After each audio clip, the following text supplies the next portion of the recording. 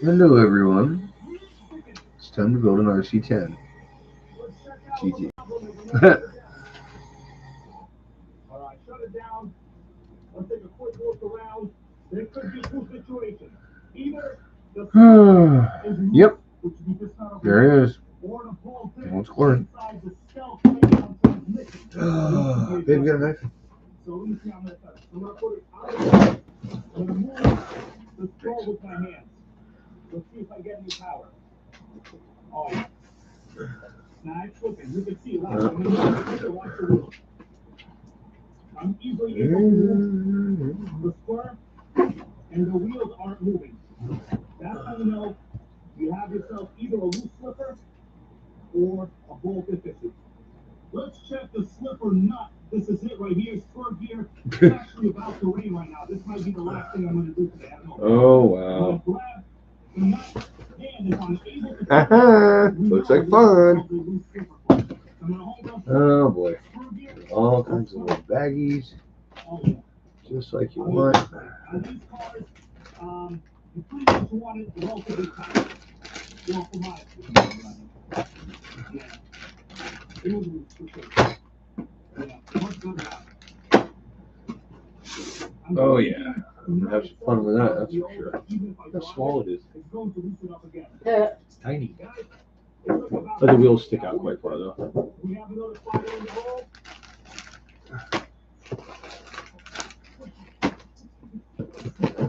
Oh, wheels and tires, wheels and tires. God, it is tiny. So small. Compared to these big old A scales we were running. Some Allen wrenches. Awesome. That looks like the wheel nuts and other stuff there. Blade here.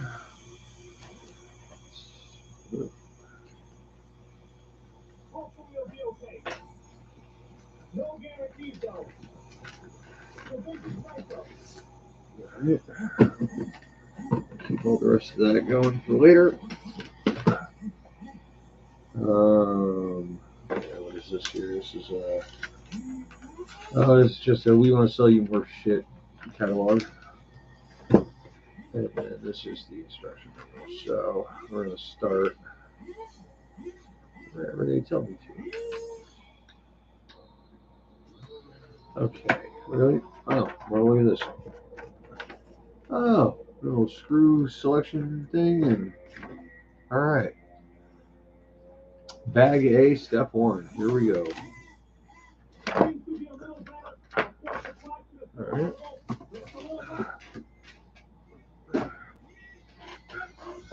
Bag A. So let's put bag F through Z back in here.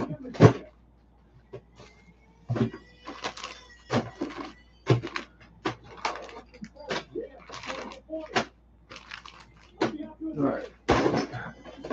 So here we go. Bag A, step 1.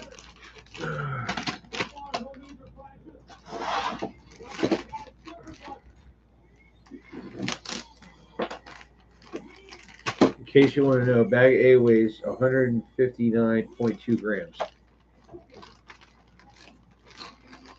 We felt the need to put that on there for some reason. Of course, I'm getting text. There's some control arms in there. I see we're going to have to do some filing and trimming for sure. All right. There's pieces, bits and pieces. All right, so there we go. Oh, yeah, little brace. That's cool. Oh, yeah. Hinge pins with C-clips. I remember these. Oh, you know, I need a tray to put this stuff in. Is that blue thing still down there? The tray that got burned in the house fire? Yeah. Can I have that? Thanks. All right. So,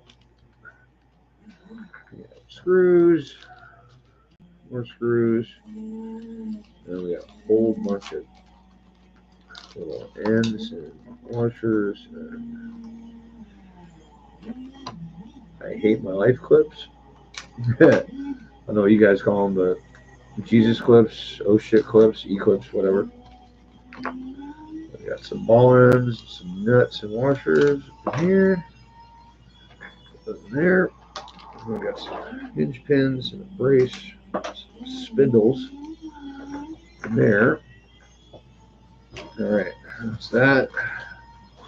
So now we can look at what we got to do. All right, so step one, take your knuckle, spindle, whatever you want to call it. And obviously this has some extra stuff on it. So let's get that off of there.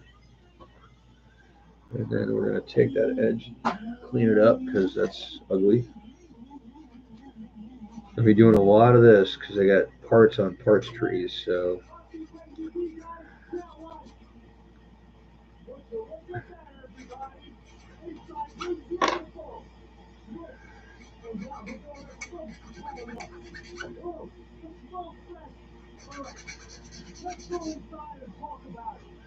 okay, so if you're looking at the side of the knuckle, then we got the ball guy here. It's got to go in. Pretty well said. Apparently they're all the same. All right, so cool for that. And God, see, is that thing?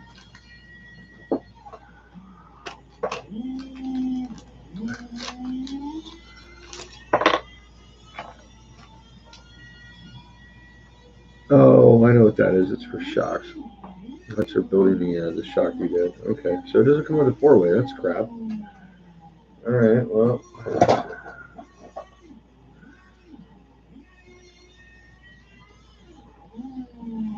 All right, so knuckles and then a 440 nut on the backside.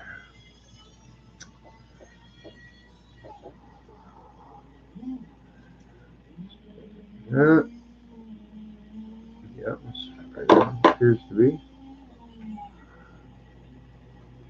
And let's lock it down. Wait, I should have a much smaller nut. There we go. Yeah, that's right. They have directions to show you exactly what to use as far as the nuts go, but like I can usually tell that was too big to put on there. So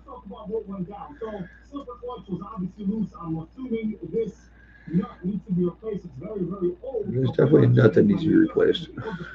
All right, so that's that knuckle. And then we'll do this knuckle. Pound this through. So it's opposite side of the curve, right? I wish I had 2 cameras because I could show you guys. Thanks, man. How you doing? Yeah, I just bought it. Birthday present to myself. I used to have one back in the day. And I'm kind of getting sick of these ready-to-run jobs that are already built. I mean, really, I much prefer to build kits. That way you know everything about the car. You know how it's put together. You know how to take it apart. I mean, not that armors aren't pretty easy to take apart, but it's just a better way to do things, especially for beginners. That way they know how the car is built. I'm not a big fan of the whole ready-to-run thing. I mean, not with good fast cars. I mean, with basic basic entry-level stuff, fine. But all right. So that's those 2 guys. So now we got to do our knuckles. These guys, God, they're so tiny. So that's going to be installing our spindles, which are here. Oh, these are aluminum. Wow. Okay. Super light. Those. And these are Siamese. They're exactly the same, no matter which side they go on. So we're going to put these in. We need to put a ball stud in both of these with a nut. Obviously, we can use a shorter one there. So, go. And there, put a nut on it. And so far, I haven't found anything I need to modify because I'm sure we're going to run into things that are binding and things that are not right. We'll have to do a little bit of customization, so to speak. All right, so we got that one going that way. This one goes the opposite way.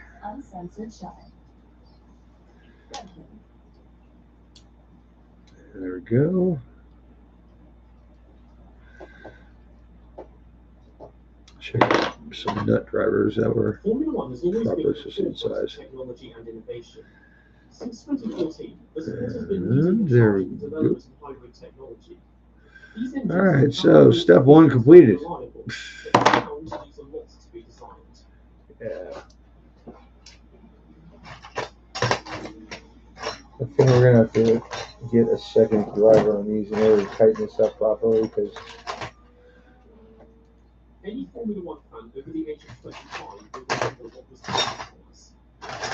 Alright, I do not have one. Yeah, whatever, tighten it up later. Alright, so now we have kingpins. Kingpins are going to be fairly short, I'm sure. Yeah, it's going to be these guys here. Right. So, it just fits through the spindle here. Feels good. So it should be ball up and thing up. Okay, so the big curve.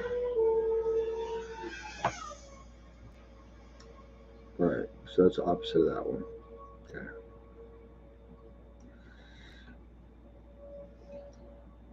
Big curve going up, and there we go. Slitter set.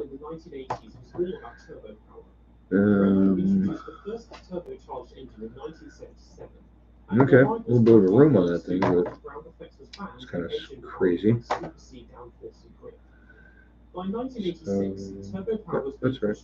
right. With engines that could put out up to 1,400 brake horsepower, but the written off after a few laps. Then apparently there was a set screw to put in this thing, which I'm not seeing. Yeah, 440 set screw. Showing it. Showing these E-clips on there too, but oh, there's the set screw. Okay, it is in there. It's hiding in the corner. Alright, so we're gonna get these little clips on. Easiest to do this if you set it up to where it's flat. Damn it. Like, take your pin and put it flat against the plastic before you try to clip it on. That'll make it much easier. Like this one's sticking up a little bit, right? Put your clip on there and then push it down to where it's flat with the plastic, and then you can put the clip on much easier. It makes it a lot easier to not fly off if it's sitting still. But then put your pin in the middle and then put your set screw in. I think these should probably have a little bit of Loctite on them. This is going to be a little itty bitty wrench, yeah.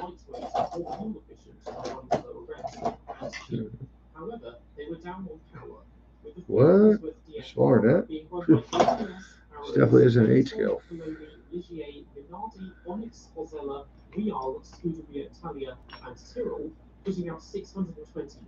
There we go. The Judge CB and EB V8s used by Brabham, Eurogroup, Leighton and Lotus put out even less at 610 brake horsepower, and Zaxby's stood alone with their Yamaha OX88 V8, which produced a trifling 560 brake horsepower. Ferrari and LaRousse chose V12 engines, which had been very popular in the late 1960s. V12s were powerful and offered a smooth power delivery, but had the catch of being large, heavy, expensive. That's one I put the clips on already. Ferrari's in-house Tipo 035/35 V12 produced 660 brake horsepower, and the Lamborghini LE3512 V12, designed by former Ferrari technical director. What are you looking for, good? I was just trying to see where is it. McLaren and Williams, however, decided the what? which had never been used in Formula One before. I couldn't figure out what color was in. Compromise between weight, power, and fuel efficiency. Yeah. Honda had begun a collaboration with McLaren in 1988 Previously being Williams and Lotus's engine supplier. The RA167 So there we go, right in the middle. And tighten Williams that in guy down. 1987 produced 1,200 brake horsepower in qualifying trim and 800 brake horsepower in race And then we're trim. gonna put the clips on this The one. RA1680 used by McLaren in 1988. So like I said, just push it over to the side so that's flush with the plastic where the groove is. And then you can pop them on really easily. Capacity 2 litres larger was able to match this. After Honda left Williams for McLaren in 1988, Williams used There just we go. V8s And to then temporarily stop same thing on the other side. Push the pin back across in order to make it easy to install the clip. Signed by Bernard Judot, produced 650 brake horsepower, slightly down on Honda, but the V10 formula worked, as McLaren and Williams finished first and second in the Constructors' Championship. Oh, you little bastard. This is why they call them Jesus clips and all kinds of other stuff. The new team Life attempted a W12, which went about as well as you can imagine, and Coloni tried a Subaru Flat 12, which gave the car the properties of an overpowered go-kart. McLaren dominated again, I twisted that one. from Ferrari, whose V12 Well, it should stay anyway though. It's clipped in all the way at least. Ferrari's V12 was Yeah. only marginally Alright. overpowered to the So I'm gonna put in the other screw, or tighten this one down, I should say, because I already put it in. but they made up for this with good aerodynamics. So there's that. Alright. Step 2 is complete. Wow. This might take a while, huh? Hey, what's up, buddy? How you doing? Probably didn't catch the beginning, but I am assembling my brand new birthday present that I bought myself. So, yeah, I used to have one of these back in the 90s. So I thought I'd get another one. Okay, so now we need fun bag A. So control arms, more pins, and shock tower. Okay, so obviously remove those flashing crap. If there's any on the ends, shave it off. I don't need any of that laying around flashing crap. Williams had a car that could match McLaren, but a whole host of new technologies and components made it very unreliable and cost them both titles. In 1992, Williams sorted out... There's little pieces from that plastic tree. You just want to shave those off because they can't catch stuff.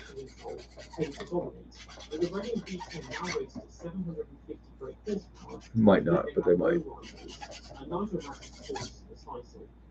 McLaren in the next best car is a Honda V12. All right. So with arm clock like this. Yes. Then that gets the knuckle that is pointed in this direction, like so. And so should be able to put it in it. Done.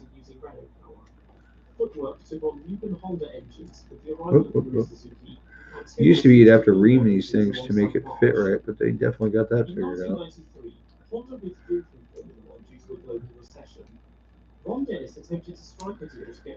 There we go.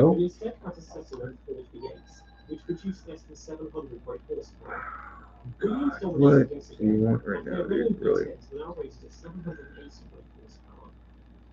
Mike! Hey, buddy. That's okay, no problem. I'm only on step 3. Assembling the knuckles to the front control arms. It's definitely pretty cool. I'm definitely enjoying this. Been a long time since I got to build a kit. I mean, that wasn't a real car anyway.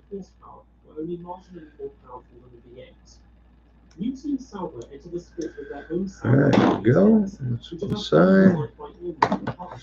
So get the other side. Keep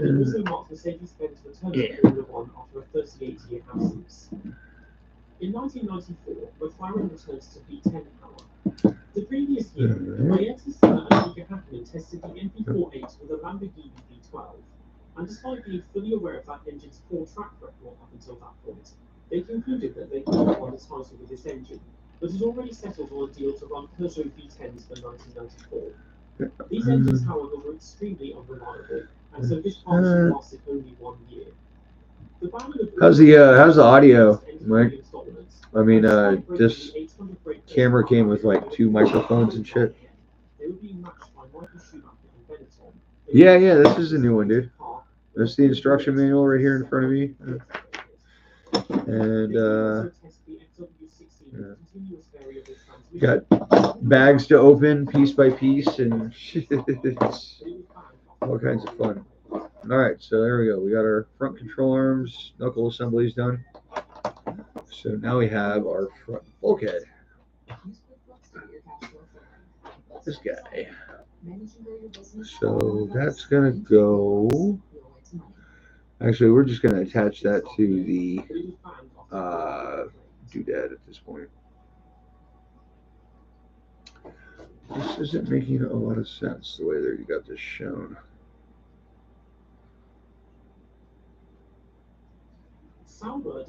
Okay. Oh, I see what we gotta do here. We're gonna do a bunch of different stuff. Right. So we need 2 440 by half. That's a bit longer than that. Not that longer, I don't think. No. There we go. And there was a lot of suspicion regarding the legality of Benetton's car, as all their drivers, including Schumacher, conceded it was a nightmare to drive and had almost 100 horsepower less than Williams, and yet it still passed them. They were clearly very wrong, despite the car's ECU still containing the software that ran traction control. But Schumacher himself was disqualified from 2 races. Oh, I keep forgetting these are American size. Yeah, that might end up being a problem down the road. Several short-term solutions to slow the cars down have been introduced in 1994, but in 1995, a more long-term fiberglass shock tower to the nylon bulkhead. From 3.5 liters to 3 liters. Despite a drop in power, engine speeds rose sharply, getting above 15,000 RPM. Kind of surprised I didn't put washers on that. Kind of should have. I changed that out later. Which caused Sauber to switch to Ford V8s. Okay, so that's going that way. So then. Now having the same power units as Williams, putting in 700 brake horsepower. These Right. engines have been transferred over from Vigio, which was part owned by Benetton's CEO Flavio Briatore. Right. But he convinced Mugen and Honda to supply their engines to Vigio.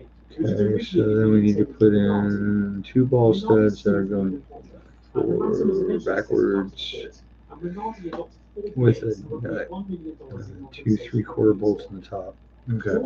So what kind of directions, man? Audio's good here. Okay, cool, man. Yeah, it's pretty cool, man. Twin mics. I mean, I haven't like, tried doing anything crazy. But if I talk real loud, you can fucking hear me, can't you? Right.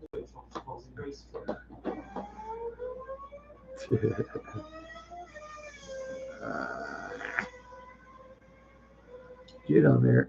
Even with a reduction in engine capacity, the Tipo 044/1 still produced 750 brake horsepower. They have continuously stuck their heads in the sand regarding their engine's poor reliability. But in Canada, John and Lacey took their first win in 5 that's years, gonna have to and be this is the last ever for a Formula One car with a V12 engine. tightened from both sides Williams had somehow. by far the best aerodynamics, but Benetton now uses the same engine for one more and even the Benetton's cars. I gotta have a nut driver somewhere. Following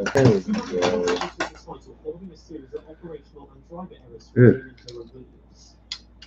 In 1996, Ferrari built their first engine, and they were also joined by Michael Schumacher. Yeah, I just don't have on this side. But I used to. My house burned down. Continuing to share the same Renault V10 with Williams, which now reached over 16,000. Williams once again had by far the best aerodynamics, and by sorting out their previous errors, it was a relatively easy run to the time to they were. Meanwhile, Alright, so the ball down this side. Which ended up being troublesome compared to the previous year's V8s. And the only teams now without V10 engines were Footwork, Minardi, and Forti, who were the bottom three in the No. Constructors' Championship, with Footwork's Part V8 being the most powerful. Oh, that's okay. Yeah. Then good. All right. So that's the right While number. Williams' Renault RS8 was rated at 760 brake horsepower. In 1997, Tyrrell decided to switch from Yamaha V10s to Ford V8s in the interest of better reliability, but found themselves massively down on power. A returning Arrows taking their Yamaha deal and Newsom Stewart using Ford V10s meant the only other V8 teams were Minardi and Mastercard Loba, who lasted only one race. Go. Williams were leading the pack once again, but Schumacher's input and him bringing over several key staff from Benetton when Ferrari closely challenged them. Another controversial outside move from him, however, meant the title went to Jacques Villeneuve. You're doing the dog. Villeneuve had been controversially replaced at Williams by That Mike one's a Collins, comfy. and he joined Arrows in 1997. Okay, so long 440 screws, 3/4. That's gonna be yep. Gonna go through top side tower. That shows it in upper holes. Opposite the doodads there, and then a small aluminum washer. A big ass 440 nut. So there's that. Larini left after only 5 races, but they got to keep the engines. Now retired driver Alain Prost brought out Ligier and renamed it Prost Grand Prix, and they ran the car that Ligier had originally designed for 1997 with the same Newman Honda engines. Several major changes came in 1998. To slow the cars down even further, the maximum track of the cars was reduced from 2 litres to 1.8 litres. And with this also came an extremely controversial decision to outlaw slick tyres and introduce 3 grooves in the front tyres and 4 in the rear, becoming 4 as well in the front in 1999. Minardi and Tyrrell both adopted Ford V10s, which meant Formula 1 was based on a full V10 grid, and so this is where the V10 era truly begins. Renault never Formula 1 again All right. in 1997, but allowed Williams Shock tower bulkhead assembled. to continue using the 1997 engine in 1998. It wasn't bad until the end when, you know, I got screwed over on that part I was waiting for all freaking day. It showed up right after I got back from Walmart. It's kind of crap, you know, having to wait for that shit all day. But it is what it is, man. You know, nothing you can do about it. That's 6 hours I would have had on this paycheck instead of the next one, but okay, something doesn't look right here. There's where that crazy front piece of that goes. Yeah, like that, like that. Oh, that's right. Okay. There's so much gap there.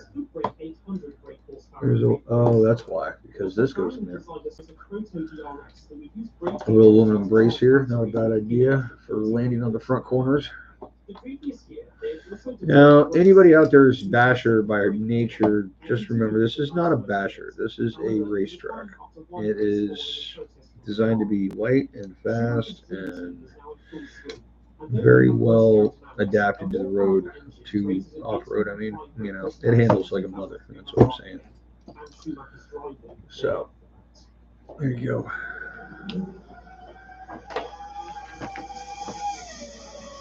With the sound of Formula One behind us.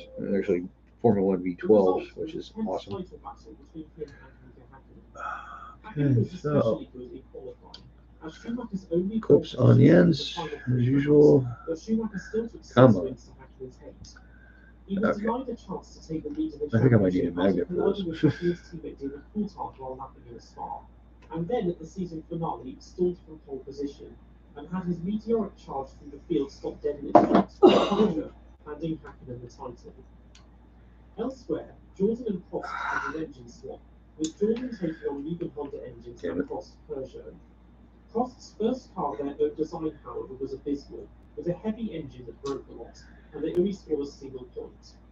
Jordan's Newman Honda engine. I'm gonna need some needles or something for this. Can't do this shit with pair of pliers, but try it. The car's aerodynamics were also poorly designed. Overhauled by Mike Gascoigne mid-season. I hope these pliers are crap. Decided to part ways with Yamaha and brought in Brian Alright, Hart to so design an engine. let's see if this still works. It made them the first British team to design their own engine in over 20 years.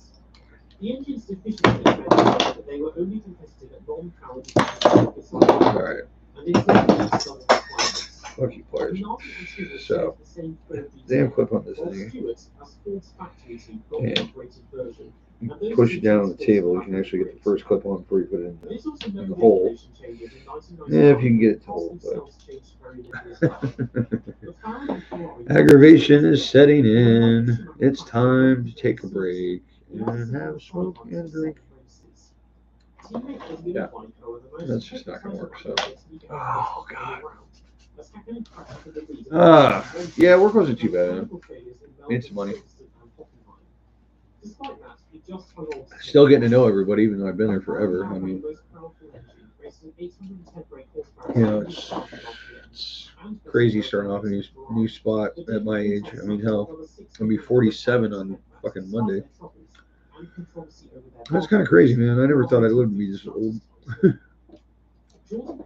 Especially in my 20s. Alright, so let's try this. Put this thing back together and we'll get a proper tool.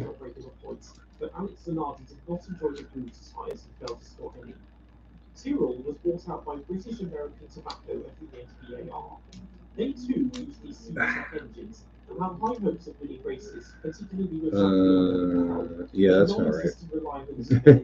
The control arm's all backwards. In 2000, V10 engines were made mandatory as a cost-cutting exercise to prevent teams using resources and money to other engine types. But in practice, it made no difference as everyone was running V10 engines anyway. There was almost nothing in it between McLaren and Ferrari. Ferrari increased the V angle of their engine from 80 degrees to 90 degrees, which lowered the center of gravity and improved balance. McLaren still had the best overall package, so, and their Mercedes engine was now approaching 18,000 RPM, but Schumacher's driving once again made up for that. Okay, I put the screws in backwards for the shocks. It's supposed to be going the other direction. Shows what happens when you're not paying attention. But everything else is cool. In 1998, Williams signed an engine deal with BMW, which came into effect in 2000, marking BMW's return to Formula One, 13 years after last supplying engines to Brabham. BMW's turbocharged engines in the 1980s have been among the most powerful, and their new V10 proved no exception. With the E41/4 putting out 810 brake horsepower at 17,000 RPM. Trying to get all the line up sometimes we bitch. Alright, so both these control arms in this direction.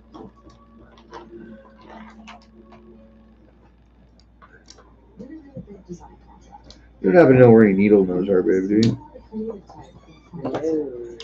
Yeah, me neither. I'm gonna need them for all these goddamn E-clips I gotta put on. Alright, let's change these around first. So they're going the right direction.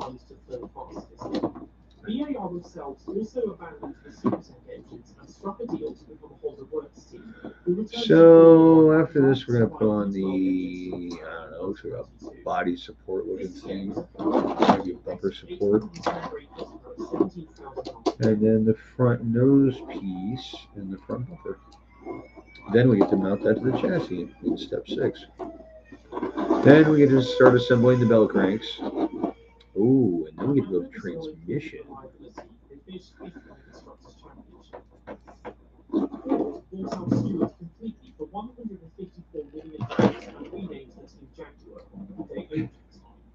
The engines were also renamed as Cosworth, but during their tumultuous tenure they were confined to the midfield.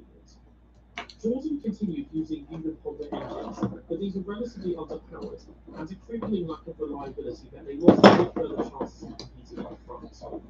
Arrows fired Brian Hart midway through 1999 and abandoned their in-house engine program and adopted Supertech engines, the same as Benetton's Playlife branded units, but points were rare for both teams. Minardi continued to use the same Ford Z-Tech V10 used since 1990. I got a self-assembled diff washers. Oh yeah, I forgot this thing's got a ball differential. That's gonna work out too well in a gas car, but we'll see. I only worked on my original one, but I think I had that thing locked up. To tell you the truth.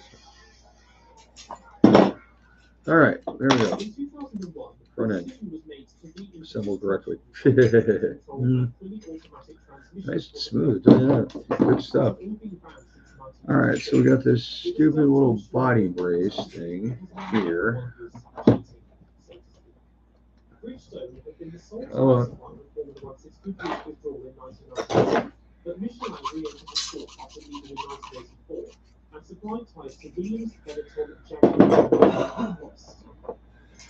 right, and that gets two little countersunk guys. And they introduced a distinctive drooped nose to compensate for new regulations. Oh, body post got to go in there front body mount, which is the longer one. Excellent tire wear, so they broke ahead of Okay. and Schumacher took his fourth So- title with 9 wins with relative ease. McLaren's car development was beginning Okay, it's got a button head on the bottom. and retired at the end of the year, but Coulthard Cap head Williams seemed going like through a the long front of road it. to success. They now Got a have half inch to the bottom, 3/8 on top. So and there's only 2 cap screws in here, so that's going to do that. Then we need to get the right. Maybe 3/8. 3/8. Yep, there we go. 2 of those. We'll put these button heads up through the body post. This is where they go. As a rookie, Montoya also made several errors and finished only 6 of the 17 races. But 4 wins from Yeah, it's just me and you, Mike. still gave them third in Go the figure. Renault returns to There we Formula go. One once So again and built a new engine for Benetton that sets an unusually wide V angle of 111 degrees, which, while lowering the center of gravity, Come on, made the engine get very in there. fragile and only a handful of points were scored. Jordan replaced their Newman Honda engines with full works Honda engines, identical to those used by VAR. The car ended up being very strong in qualifying, but its race pace was poorer and it was very unreliable, like its predecessor, and they failed to get a single podium. When Renault returned as an engine supplier, they there's that. and so Arrow signed a deal with French company And yeah. used by Prost in 2000. What in the The hell? car had a small Hey! fuel tank, which was I was nothing. I was just trying to see if the little meter would move at the bottom because it's not on the original mic. Friday night, other people probably out and about still. Yeah, I'm actually got a thing. I gotta. Well, I don't have to, but I'm going over to my buddy's house. No, we're not. Oh, we're not? Okay. Why? What happened? It's too late. Nicole's tired. Lovely.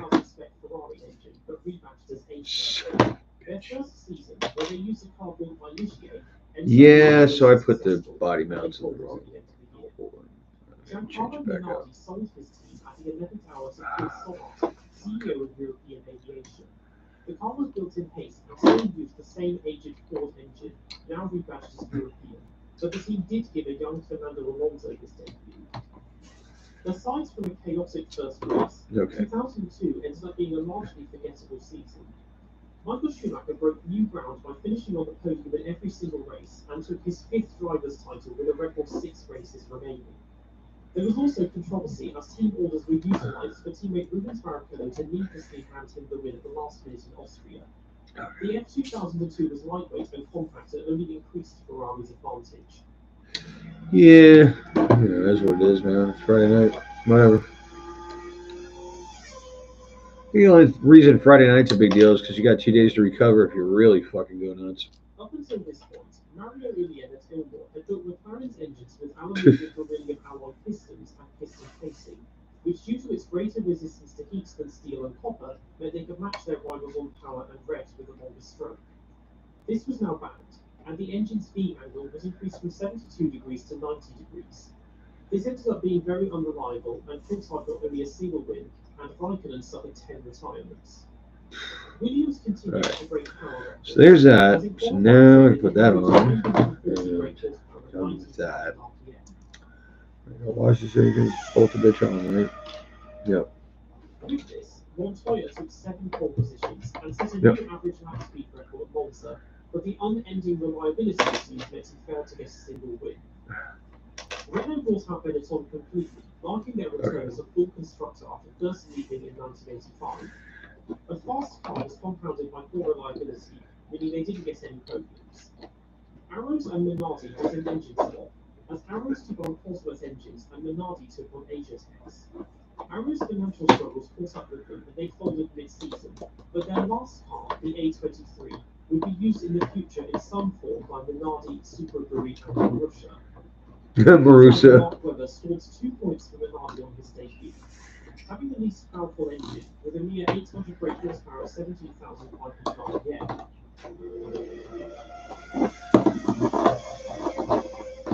a not particularly good chassis, but they scored no other points, but scored 9th in the Constructors' Championship. Alright, so there's that. Now let's see if we can get these clips on. And the first entirely new construction in 5 years. They had built a complete car a whole year in advance just to be used for testing, and they were investing an enormous amount of money in this project. But their in-house engines were average, and during their time they struggled to get out of the midfield. A lot changed in 2003. Points were now awarded to the top 8 finishers to reward consistency, and one-lap qualifying was introduced, spread over 2 days. The tyre war between Bridgestone and Michelin also came into full effect. Ferrari's new car was harsh on its Bridgestone tyres, which suffered at many races due to a Europe-wide heatwave taking place last summer. McLaren, who had switched to Michelin tyres, and the already Michelin-shod Williams mounted a serious challenge to Ferrari, but this came to an end with 3 races remaining, when Bridgestone noticed that Michelin's tyres deformed beyond the maximum tread width during races, even though said width was only measured for 4 races. The FIA listened, and Michelin were forced to change their tyre compounds, and Mike Michelin finished his record-breaking 6th driver's title by just 2 points. No, it's on there. I think it's smashed, but it's on there. Fucking goddamn Eclipse, man. What are you gonna do? Come on. Get live expert assistance to maximize your taxes. Yeah, get on there. Back to doing what you love. Dude, this sucks. Yeah, I wish I had that second camera, dude. I'm gonna see if I can find some kind of a mount to stick on the wall so I can have that overhead camera, so you can actually see what I'm doing. Now that I got a decent camera for the startup, because yeah, it kind of sucks. People think, oh, your lighting sucks, your camera sucks, and your mom sucks, dude. Trust me, I know. I was there last night. Well, you know, I mean, people coming onto my channel and bitching. Yeah, I'm aware, dude. My house just burned down. What do you fucking want? Okay, so I'm gonna end up losing all these damn things if I don't get this done here. Come on, you son of a bitch. The nose cone was also made very narrow and very stout, so that the front wing protruded outwards. Ilmore designed a new engine that sat very low in the chassis, but due to the extreme confines of the bottom, it was very difficult just to Alright, so where did the other one They go? also built a new titanium carbon fiber alloy gearbox. Got a feeling I'm gonna be short on these when I get done here. The car was very good aerodynamically, but during If you're doing rear suspension, I'll be short like 3. constantly overheating. Alex Wurz and Kimi Räikkönen both had major crashes with the car, and its current debut was eventually shelved. McLaren will be using the MP417 again as a temporary stopgap, as the MP417D, but ended up having to use it for the entire season. Despite its age, it was competitive as McLaren had alleviated a lot of its previous reliability problems. Cool. And because of Okay, the finally, that's done. Despite getting only a single win, Räikkönen led 4 half-inch countersucks. Yeah, that's those. Alright, now we need this thing.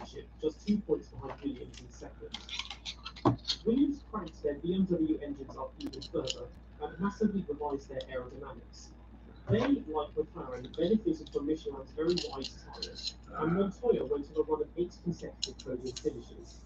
They, however, dropped off even more than McLaren when these tyres were changed, but still came second in the Constructors' Championship.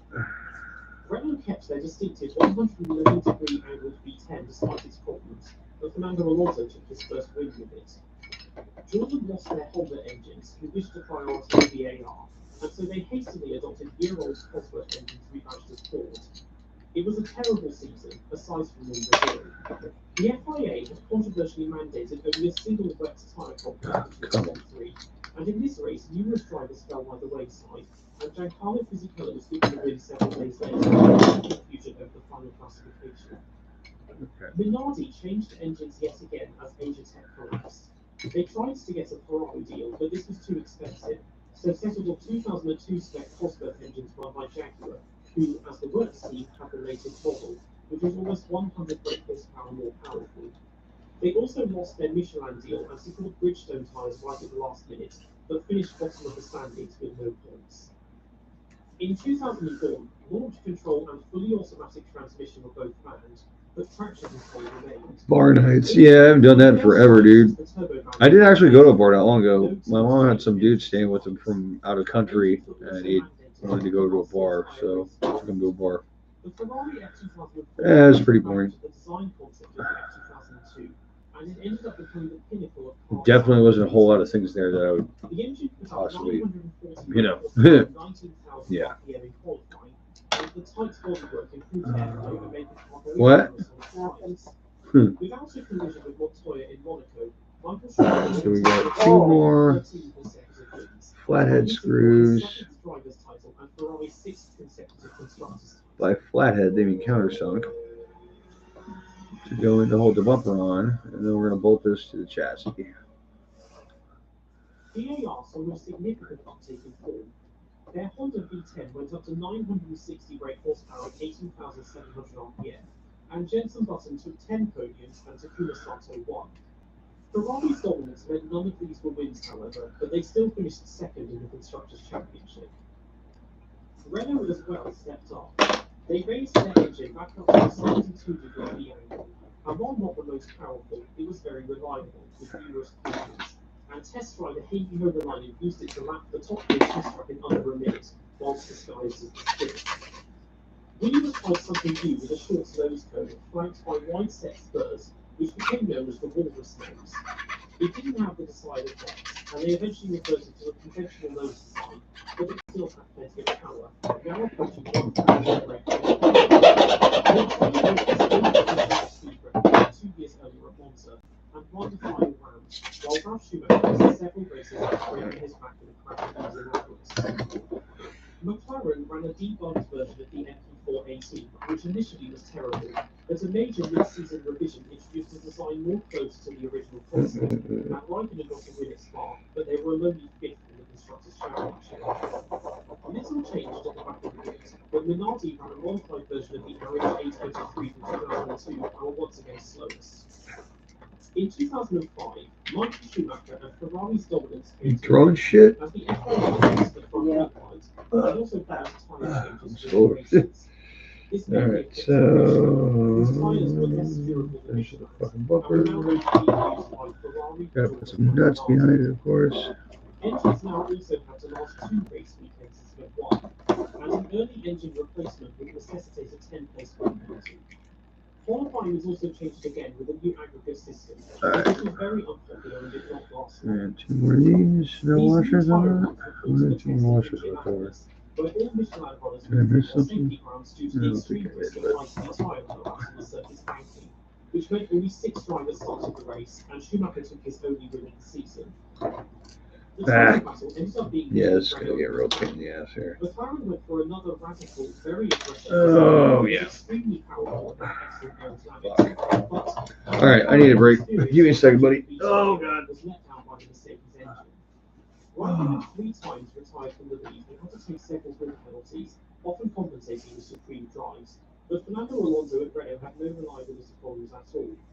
While their engine was less powerful, the car was very well balanced with the innovative use of a tube mass downhit in the nose cone, facilitating very low line heights to improve downforce. Supreme consistency from Alonso meant he became, at the time, the youngest champion in Formula 1 history. Toyota shocked everyone by suddenly producing a competitive car. It was particularly good in qualifying, where the team claimed they could break 1,000 brake horsepower, with Jarno Trulli and Ralf Schumacher taking the pole each, and they also got 5 podiums, finishing best of the rest. VAR had lost their form from 2004, and they got in trouble in Imola, where they were discovered to have a second hidden fuel tank.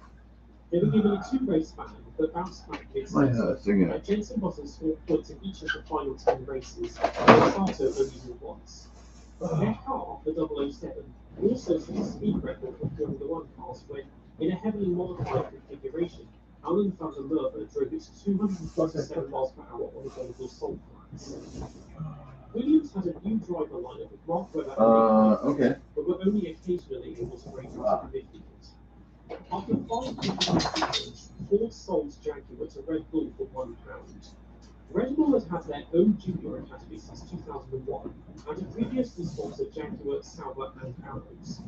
They ran a car that had been designed by Jaguar with a Cosworth engine, and it was a solid midfielder, with the team bringing a fun So new Ford image to Formula One. Ford sold Jaguar to Red Bull for £1. But they kept the original. And what engines is Red Bull using next year? Toyota engines, becoming Toyota's first customer. Yeah. Ford. The season was spent at the back battling Minardi, which effectively You forgot Ford's coming back into F1? No, I was being sarcastic. Oh. Yeah, I don't think anybody's going to be using a Fiat motor anytime soon. Because what they're doing with their road cars. Damn it, I should have said Tesla. That would have been funny. And mandated 2.40 to be No, they're getting rid of half the electric. The V10 era came to an end. Despite that, however, Minardi at the end of 2005 was bought by Red Bull, who transformed it into a BT called Scuderia Toro Rosso. For 2006, they ran a largely unmodified version of the Red Bull RB1 for the previous year, including with the original Cosworth engine. This had to be rev limited from 19,000 RPM to 17,000 RPM. And so, this hapless, otherwise unremarkable... Oh, God, I want to make the trek across the road. Hand me What? What? What do you need? the bin. Which one? Just give them all. The hardware one first. You want that one or you want? And V10 engines have very little profitability. The extreme costs also led to the explosion of manufacturing volumes. Bitte. All right. Oh, right. You gotta put nuts in the back of that thing. The 2.4 of the 8 were eventually replaced by 1.6 litre turbocharged hybrid V6s in 2014, which is where we find ourselves today. These engines are much more powerful than V10s and much more fuel efficient, but are also much larger and much heavier. The technology for them has been used in the road market with the explosion of hybrid vehicles there, more so now as fully electric cars begin to play. The current V6s in Formula One is heavier than the V10. That's crazy. Four-time champion Sebastian Vettel, who himself never raced in the V10 era, has been ahead of the game, however. All right, so we need 1/4 countersunk steel bolt. This opens up an opportunity in the You future do not see that bolt here. and return to cars that are much lighter, smaller, and nimbler, and also look, but Yeah. importantly, sound much faster. Do not see that bolt here at What's all. the old saying? Don't be sad it's gone. So But yeah, bring back V10s. this is just some kind of steel countersunk screw, a little tiny sucker, but I don't see it. It's supposed to bolt the chassis. So it's supposed to go in. But I can't find that steel bolt. God, it's so small. Right. I don't know where that bolt is. And it says bag A, but it's not bag A because I got bag A right here. That ain't in there. Subscribe to my Patreon or my Spotify page if you want early access to audio-only versions of each video. Become a channel member to get custom emojis and priority reply comments, and I'll see you all next time. C. JFB. B. I do not see this screw in this bag either. That might be a problem. We are missing a screw. Yeah, not there. Shit. Well, hopefully we find it somewhere because I need to bolt the damn thing down. Formula One has had an elaborate and at times mystifying penalty All right. system. Well, at least the other parts will be together, I guess. It's kind of weird. Among the most severe penalties you can receive is the disqualification, the annulment of the sport. Of the 1,118 races that have taken place since 1950, 112 of them have seen a driver or team get disqualified from the final result. And today, we're going to go through each and every one of them and explain why. Here is every disqualification in Formula One history explained. Going chronologically, first up is Felice Benetto, 1952. We can put these in at least. Benetto was one of the older drivers in the early days of Formula One. Being It's gonna be 49 on that when side, he right? entered his first World Championship race with the Works Maserati. He qualified 10th and then spun from fourth on the first lap, stalling the car.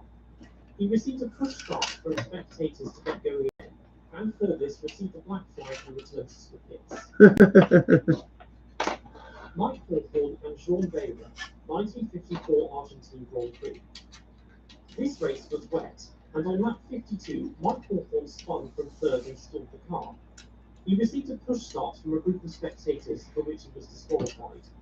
9 laps later, Jean Behra spun as well, and also received a push start and 2 got black flags. Bruce Halford, 1956 German Grand Prix. Alright, so now we gotta assemble the belt cranks. During this race, the car's twin exhausts broke off and he soldiered his way up to fourth with the stub manifold pumping the exhaust fumes into the cockpit. But with 2 laps remaining, he was disqualified when it transpired that he had spun and received a push start at a quiet part of a very long circuit.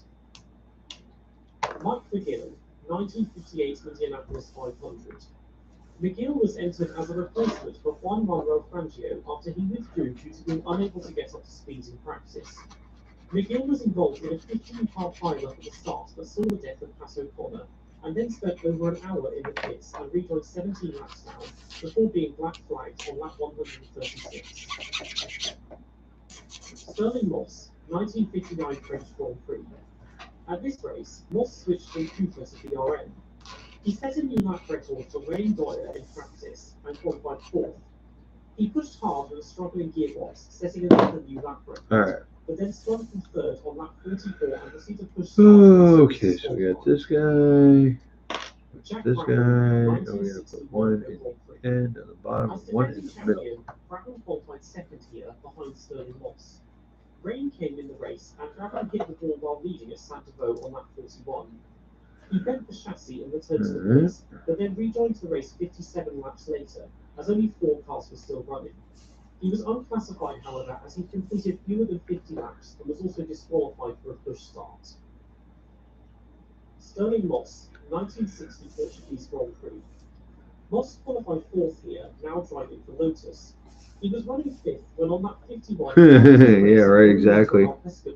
and went into the escape mode. Yeah, I'm not a dart guy, but I'll play some pool. I mean, I'm not like great at it, but I'll play. But yeah, weeknights, dude. Freaking, when I worked at Sears, it was me and 2 other guys, 2 other salespeople that worked there. I wasn't a salesperson, I was tech, but we had it dialed in to where we knew weeknights, 3 different places, 3 different nights of the week, and on Monday, Friday, and Wednesday, we'd be out having 25 or 50-cent wings and pitchers for like I don't know $5 or some shit. So yeah, dude, I'm down with that. 3 times a faulty spark plugs, receiving a push start in the process. Alright. Once Moss was in the car, his pace lit up, and seeing the threat from this innovative new car, Ferrari then called for a disqualification, which came through on lap 56, and the Ferguson P99 was never entered for another World Championship Grand Prix again. Yeah. John Surtees, Alright. 1963 Mexican Grand Prix. So there's Surtees that. qualified in what was his first season with Ferrari, having recently taken his first So win. we take this He guy. had asked before the race to have his tire pressure lowered, Bottom. and as the race went on, he went backwards, struggling with Yeah. understeer. And then it He gets pitted a on big lap ass 19 to finally let the tyres doodad down, that's but got then a the car stopped. doodad on it. He received a push start and so was immediately disqualified. Peter Remy, 1964 Belgian Grand Prix. Having failed to qualify at the 1964 Monaco Grand Prix as a privateer, this was Revson's first Formula One start, now driving a Lotus 24 for Reg Parnell Racing. He qualified 10th, but fell backwards quickly.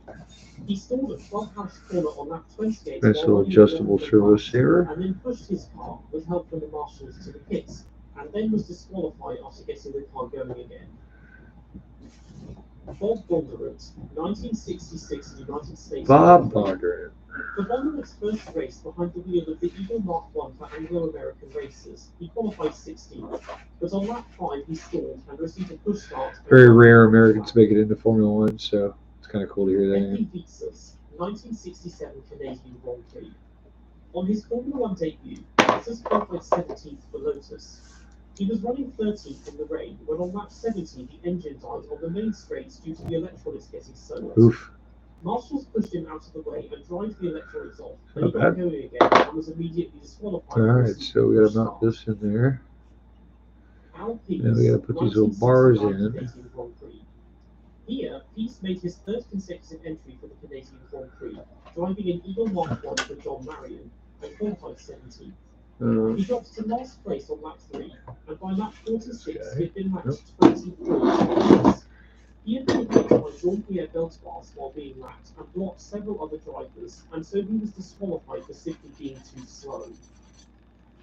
Stommelen and Rainer Wissel, 1971 Alright, there's that one, For and this then race, Rainer Wissel driving for Lotus that qualified one. 6th, Right. and Rolf Stommelen driving for 30th qualified 10th. Okay, put those in with a washer and a 540 watt nut. That's gonna be, And then 2 laps later, Stommelen yeah, some more of a washer there. This is me, yeah, probably. which was black flagged. Mike Butler and Joe Siffert, 1971 German Grand Prix. Siffert qualified 3rd for BRM and Butler qualified 22nd for March. Butler, 1 and 14th, got a puncture just after completing the 3rd lap, and he So dived get back these into the pits on, via the get loop at the end of the Gagan tension on it. just before joining onto the Nordschleife to avoid doing the 4:30-mile lap and so was disqualified. 4 laps later, Siffert did the same thing from 4th after a lower Right. right wishbone broke off. Don't have a nut driver for that. Oddball size. David Walker, driving for Lotus, began the Yep. 1972 season by qualifying 20th. Oh, that's lovely. Alright, well, I guess I'll just leave those loose for now until I can get something that fits it. He brought the car to the pits and tried to use some Then we got this guy here. and rejoined the That race on lap goes 22, only to be disqualified through that, into that. in the car. March Engineering, 1972 Canadian Grand Prix. March's 2 drivers for 1972, Ronnie Peterson and Nicky Lauda, qualified 3rd and 19th here respectively. Peterson took the lead at the start, and Dustin Dirt came up by the rain, jammed Lauda's throttle, and he spent 15 laps in the pits. Peterson lost the lead to Jackie Stewart on lap 3, and on lap 55 he collided with Graham Hill whilst lapping him, which bent his suspension and he pulled up at the pit exit, and he was pushed backwards into the pit lane. He rejoined 10 laps later, ahead only of Lauda, and on lap 61 was disqualified for reversing into the pits. 3 laps later, Lauda was also They take their sweet time doing that, don't they? on the first lap. Alright, no problem. Alright. What's your panic to compare current and safety prices to find a great deal on exactly what you're looking for?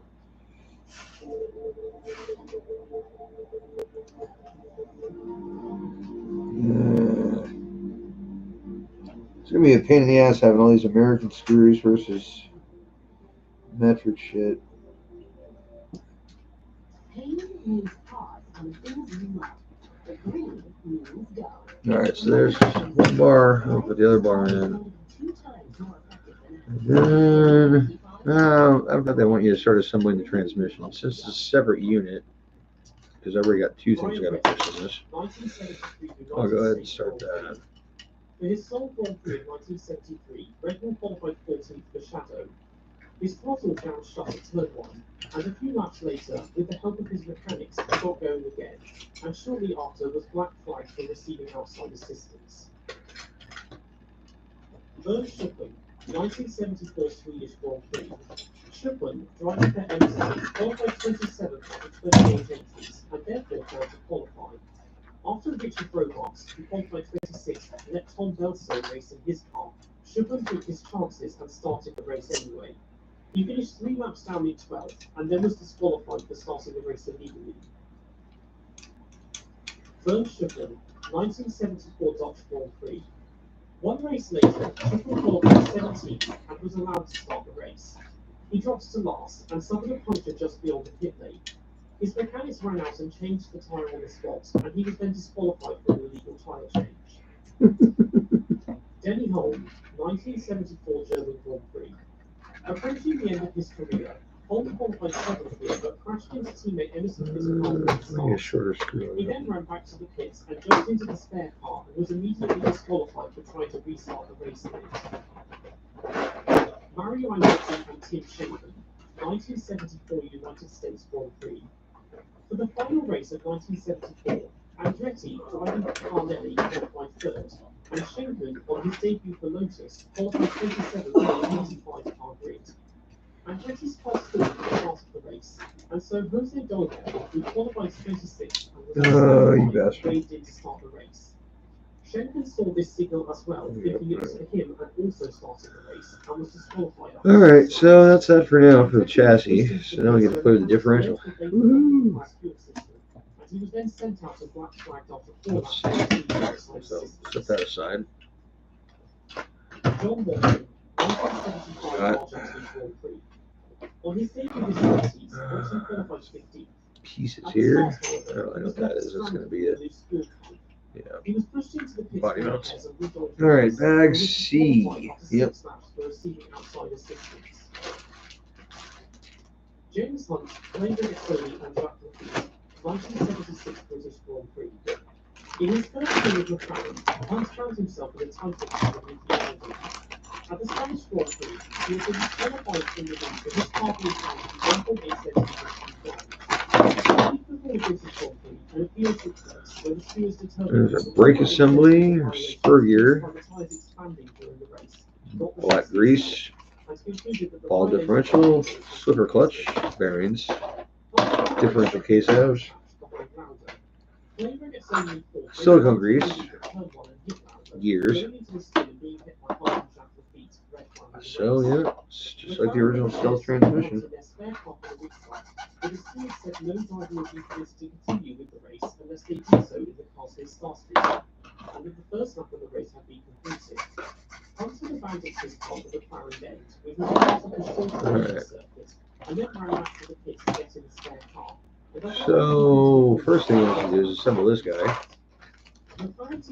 So a couple bearings, there's pieces in here, bunch of balls,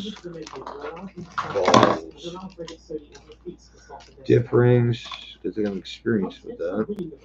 That's going to be a 3-bolt, we need that. So 2 5/32 by 5/16. Ferrari, Tyrrell, and Fittipaldi all launched a protest against Hunt's winning, as far as My guess is that's going to be these, because they fit in the dip hole, because that's what they have to do. Instead, Ferrari submitted an appeal to Britain's motorsport A dip ring. A few weeks later, who reiterated that the results would stand as Hunt's car was still moving when the race stopped. Ferrari then went to the FIA, who scheduled the hearing for the 25th of September. Ferrari insisted that Hunt's car had been pushed by marshals before the red flag Brands match had been called, and McLaren insisted it had not. The FIA sided with Ferrari and disqualified Hunt, giving Lauda the win. John Watson, 1977 United States Grand Prix West. Okay. Now driving for Brabham, Okay, now we got all the balls in there. he was hit by James Hunt at the start of the slow puncture. Nailed that down. On lap 15 and rejoined in 15th. Silicone, And then soon right. after, he lost first and second gears. He pulled over in front of the pits where the car stalled, and the mechanics came out and restarted it, and he was then disqualified for receiving outside assistance. Hans Heyer, 1977 German Grand Prix. Oh, no. He was primarily a touring car driver who entered one Grand Prix for ATS in 1977. He qualified 27th for a 25-car grid. He was listed as the third reserve driver for the race, but effectively became the first reserve Oh, as yeah. Ned did not prepare for the race, and Emilio did not suffer an engine failure before the race start. Faulty Okay, start lights so, created a crash at the back of the grid, all these and so Hayes balls took his back in the right chances and place slipped here. out of the pit lane while no one was looking. Only on lap 9, when his gearbox died, did race control realise he was in the race, and so he was disqualified from a race he wasn't supposed to start and that he'd already retired from. Brian Hinton, 1977 Dutch Just Grand gonna Prix. slap that on there so I got all my balls in place and don't lose any of them. Alright. Hinton qualified 22nd. Alright. This On guy, lap 52, apparently his needs fun so consultant Marshall was making a push start, for which he was disqualified. Alright, I got black race on that, huh? James Hunt and Rob Stoneman, 1978 German Grand Prix. Here, Hunt, in his final year of McLaren, qualified 8th, while Stoneman, approaching the end of his career with Arrows, qualified 17th. The green light was thrown before the back of the Differential out drive. I'm going to take this thrust washer kit, some black grease. Mid-race, Hunt was in So there you go. Oh, these have grooves in them too. Make sure you get that right. They got little races for the balls there. So make sure you get those washers on going in the right direction because it would be disastrous if you don't. Solomon wasn't disqualified until after the race. Carlos Reutemann and Derek Daly, 1978 Austrian Grand Prix. One race later, Reutemann for Ferrari qualified 4th and Daly for Ensign qualified Plenty of 9th. grease for that bearing. A few laps in, a heavy rain shower came. And Reutemann followed at lap again. 4 and was given a push start by the marshals. A few laps later, the race was red flagged. Reutemann climbed Smooth through the as and then silk. pitted and rejoined in ninth, There. and shortly after was disqualified. Daly, meanwhile, was having the race of his life and was up to 4th, That's with gonna go 11 laps through. to go, but also followed and got a push start and was immediately disqualified. And then get spring and a nut on the far side. 1978 Dutch Grand Prix. At the third consecutive Oh, race yeah, disqualification, shit. Brambilla, driving for Surtees, qualified 22nd. He was up to 16th, battling with Jody Scheckter, when on lap 30 he spun into the ground and beat the car. He then got out of the car to get the marshal's attention, helped them push it out, then got back in and carried on, and was subsequently disqualified. Didier Pironi and Hans-Joachim Stuck, 1979 United States Grand Prix West. Okay, what the Here, shit? Pironi, driving for Tyrrell, qualified 17th, and Stuck, driving for ATS, qualified 23rd. Stuck spun from 13th on lap 43 and stalled the car, was given a push start, and was then disqualified 6 laps later. Pironi was up to 9th, Oh, and on lap 72 collided with Elio De Angelis and went into the escape road at turn 13. He got a push start, did one more lap, and was then disqualified. Okay. So it is threaded. I just gotta tighten it down to a certain point. De Angelis qualified 22nd for Lotus, and on lap 25 was all the way up to 6th when he suddenly got the Come on, black get in flag there. from the Alright, pit so here we go. wall, as it was felt that 10 laps earlier he had failed to slow down sufficiently for a yellow flag. He proceeded to pull over in the pit entrance and swear at a race official.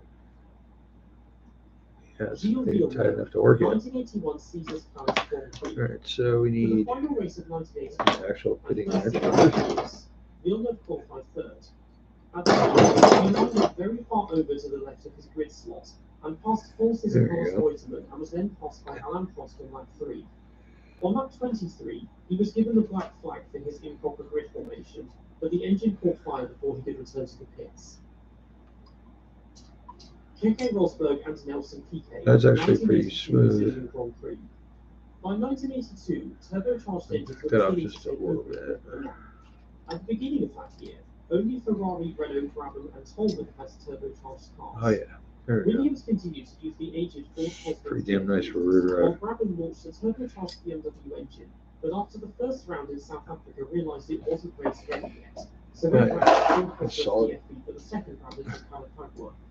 In an attempt to remain competitive with Ferrari and Renault, both Brabham and Williams had deliberately built their cars underweight and installed water Yeah, tanks they claimed would use good. brake coolant. As any oils and cooling liquids Okay. could be topped up with So is that disc built? Now what? for track sessions, they would simply fill these up Now, with water on track when they left the pit lane. Rosberg, driving we are for going to Williams, assemble the differential. driving for Brabham, qualified 7th. So They both got big ass into the bearings front for and were this. battling Gilles Villeneuve for the lead. Oh, diff bolt cover. That's what that is. Okay, so that's going to be that guy, right? So that goes there. After the race, however, these water tanks were discovered, There you and both drivers were disqualified for being underweight. As a result Whoa, of this, hey, all why is that? teams boycotted the San Marino Grand Prix. Oh, that must have been And attached to 7 there. months later, these water tanks were banned outright. Champion 1982 United States Grand Prix. With 1 year later, Drop it, Barry. in an attempt to demonstrate the precedent the FIA had set by refusing to You like follow those black ones? the regulations that allowed Williams and Hamilton to use their so-called water brakes, Ferrari arrived in one Yeah, got it. Using individually was within the permitted width dimensions. However, there was nothing Okay, in the so rules that said outer that bearings, one. diff case. The owner What else of was the going to go sure? and finished the race in third. Then we got our next shaft and doodad here. But after the race, the FIA abruptly closed the loophole and disqualified the Right. There's a spacer here 1982 San Marino Grand Prix. that goes over this shaft. Williams and Lotus boycotted this race, So leaving only make sure you get that. Renault, Ferrari, And the variants are pretty much all the same, except for the bottom ones. Finkelhoff, driving for ATS, he finished the race 6 laps down in 6th, but was disqualified, as in post-race scrutiny, his car was found to be underweight, though not because of fake water tanks. Niki Lauda, 1982 Belgian Grand Prix. Lauda qualified 4th and finished 3rd, but after the race was disqualified as his McLaren was underweight. This is the original stealth transmission Pepe right Rosso here. and Elio De Angelis, So that's 1983 Brazilian Grand Prix. 3 gears in line, Defending making champion Rosberg took pole, and De not so Angelis much noise, I guess. I don't know. It's De stealth Angelis' all up. car, the Lotus 93T, died on the warm-up lap, so he started the race in the spare car, which was a Lotus 92. He finished 13th, but after the race was disqualified for an illegal car change. During one of his pit stops, So tiny. Rosberg's car caught fire How while small it is. he received a push start and finished 2nd behind Nelson Piquet, but after the race was disqualified for this. But oddly enough, 2nd place was left. 440 by 3/8 socket heads. Danny Ah, Sullivan, geez. 1983 Canadian Grand Prix. Sullivan, driving for Tyrrell, qualified 22nd. He finished the race 2 laps down in 11th, Up. but after the race was disqualified for the car being Up. underweight. Niki Lauda, 1983 German Grand Prix. Lauda qualified 18th, but climbed through the race to finish 5th. When he pitted on lap 28, he locked up and overshot his pit box and reversed back into it, and after the race was disqualified for reversing in the pit lane. Manfred Winkelhock, 1983 Dutch Grand Prix. As ATS's sole entry, Winkelhock qualified a strong 9th. At the start of the formation lap, however, his car stalled. Winkelhock forgot the rules, stating that you must start from the back of the grid if you fail to get moving before the last car passed you, and he threaded his way back into 9th, and was then disqualified on lap 50 from 8th. John Watson, 1983 South African Grand Prix. Kind of surprised they don't say putting Despite crease the in that race thing. before his retirement, Watson qualified 15th. He switched cars during the morning warm-up, but stalled at the start of the formation lap and received a push start and then got back into 50th and was disqualified from 11th on lap 18. Great barbecue doesn't mean great effort. Your shortcut to great barbecue. Want to take the next step with Intivio? Then it's time to talk to your healthcare provider. With Intivio, you may be able to pay as little as $5 per dose. Plus, our team can help connect you with additional support programs. So we got the brake and the slipper next.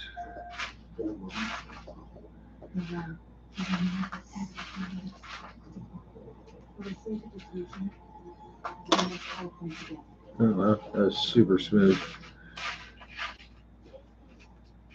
Alright.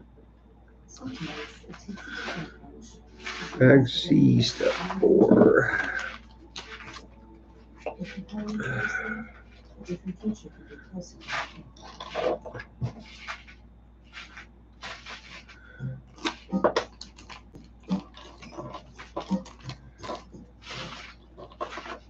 November on lap 18. Tyrrell, 1984 season. Alright, so we In got 1984, every single team except Tyrrell has a turbocharged engine. we Ever need since that their arrival, disc brake. Ken Tyrrell had insisted that turbos basically were called turbo, which and had been banned since 1971, which was one of his many qualms. Okay, where is And it wouldn't be until mid-1985 that they came and got a deal to run supposed to be a as they were pen? serious detriments to everybody else.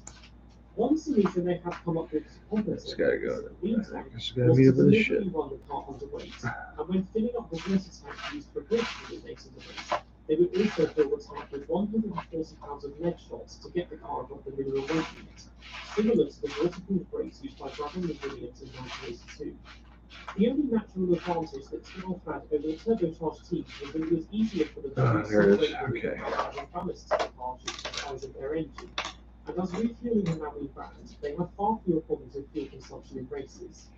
Because changing rules of that nature Oh, at this the is time an required actual now roll available pen? teams, Motherfucker, Tyrrell really? alone was able to block them. The giveaway was that after their final pit stops, lead shot would often shoot out of the top of the car and rain down on the neighbouring team's pit boxes. After Martin Brundle finished second at Detroit, the cars were weighed, and it was determined that this lead shot laden water was part aromatic, and therefore constituted an extra fuel source, despite the fact it came nowhere near the engine and had no effect on propulsion. Ah, So, for this, yeah, this is gonna be a real bitch. A fucking roll pin and tiny little thing. using illegal fuel lines and misuse of ballast. They were therefore retroactively disqualified from all the previous races and excluded from the championship. I don't think I'll be able to do this thing. Appeal this, and were then further charged for having illegal holes in the car's floor that constituted ground effects and were banned for the final 3 races. Ah, With the got only it. Alright, cool. non-turbocharged entrance out of the equation, Just turbocharged teams push could your now way easily halfway pass through possible there. rule changes that Come on. benefited them. And Tyrrell's ban was seen as a way of Caesar pushing out naturally aspirated teams in order to encourage more manufacturers to become engine suppliers. Had they never been caught, they would have scored 13 points at 2 podiums and finished 8th in the Constructors' Championship. Alain Prost, 1985 San Marino Grand Prix. Prost qualified 7th, but ran most of the race in 2nd, behind Ayrton Senna. Near the end, he was passed by Stefan Johansson, but both Johansson and Senna ran out of fuel with 3 laps remaining. Okay. Where's Prost himself almost ran out of fuel and took the the win, and slipper then disc? the fuel out lap and pulled over and hitched a ride back to the pit at Honda. What, center However, hub? after the race, his car was found to be 2 kilograms underweight, and he was disqualified, handing the win to Elio De Angelis. No, we have burn. Elio De Angelis. Disc goes on after that, but we need For the inaugural Australian Grand Prix, okay, slipper washer. he stalled at the start of the formation lap, and then retook his grid slot, and on lap 19 was disqualified from pit. Bushing. Alan Slipper Prost, washer. 1986 Italian Grand Oh, Prix. yes. Spring. Here, defending champion Prost qualified second behind Teo Fabi. Both, however, had problems on the grid, and so Fabi started from the back and Prost started from the spare car in the pit lane. Prost scored all the way to the line, but on lap Put the gear 27 on. he was disqualified for an illegal car change, only for his engine to die on the next lap anyway. Adrian Campos, 1987 Brazilian Grand Prix. On his Grand Prix debut, Campos qualified 16th for Minardi. At the start of the formation lap, however, he realised he had forgotten his earplugs, and by the time he put them in, everybody had moved on to the formation lap. He retook his grid slot and was disqualified on lap 4. Martin Brundle, 1987 Austrian Grand Prix. Brundle qualified 17th, but on the run to turn 1, he spun his back speed and hit the barriers. This caused There's a steel screw. and the red flag. And these little guys are gonna go here. But at the second start, Nigel Mansell's clutch died, which caused another crash involving most of the grid, including Brundle. The car was fixed, and the third start was clean, as he finished 14th, but was then disqualified for bodywork infringements. Ayrton Senna, 1987 Australian Grand Prix. For his final race with Lotus, Senna qualified 4th. He passed Alain Prost and Nelson Piquet to finish 2nd, but after the race was disqualified as his brake ducts were found to be too big, which demoted him from 2nd to 3rd in the overall standings. Ayrton Senna, 1988 And there's Australian. that.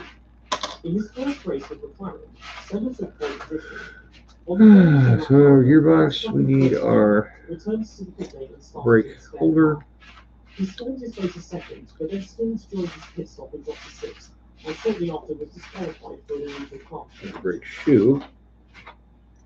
Benetton, 1988 Belgian Grand Prix. In 1988, first unit the 18 teams completely switched back to naturally aspirated engines in anticipation of the turbofan coming in 1989. That was one of the most competitive of these and could keep up with their turbofan Let's see, line that shit up if you As can. far, Thierry Gibson and Alessandro Nannini qualified 6th and 7th That's gonna get respectively. screws on the However, top. afterwards, they were both disqualified for using irregular fuel, but it took over a month for this disqualification to become official and their results to be stopped for the rest of the race. Nicola Marini. Oh yeah, that's the fun part. That's stupid little In his shit. first race with Gazella, and only third in Formula 1, Right. Marini went fourth in pre-qualifying and then qualified 19th for the race itself. There's The official holding his bridge directed him into the transition, grid brake, stop, and he doodad. was disqualified on lap 11. How long has this been going on? How bored are you? 1989 San Marino Grand Prix. Rio qualified 10th, and on lap 4 the race was red flagged after the Appleberger crash in his car. That's all good, man.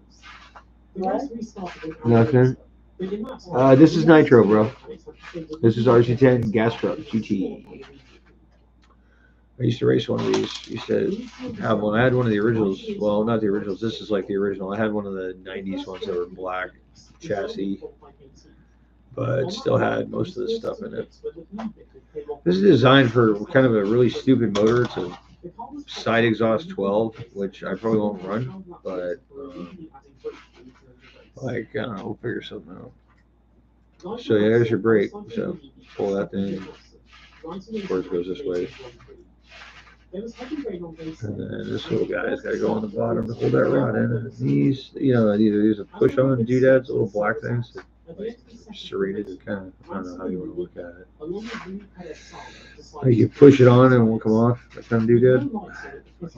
Mansell and Nannini immediately left the pit lane and rejoined the track 17 seconds before the light sequence began. They were quickly caught by field and then Alright, disqualified so usually Johansson put it on top of the damn at the thing. end of the first lap, but left with the wheel hammer still attached. He pissed again to remove it, but still had some of the airline tangled in the auxiliary suspension. He got the black flag but ignored it, and then eventually pissed on lap 13. Ah, come on, go. No. 1989 Ah. Mansell qualified third, behind his teammate Gerhard Berger and fourth at RC7. He passed Senna on lap 8, and then took the lead from Berger on lap 24. When he pitted, he locked up and overshot his pit box.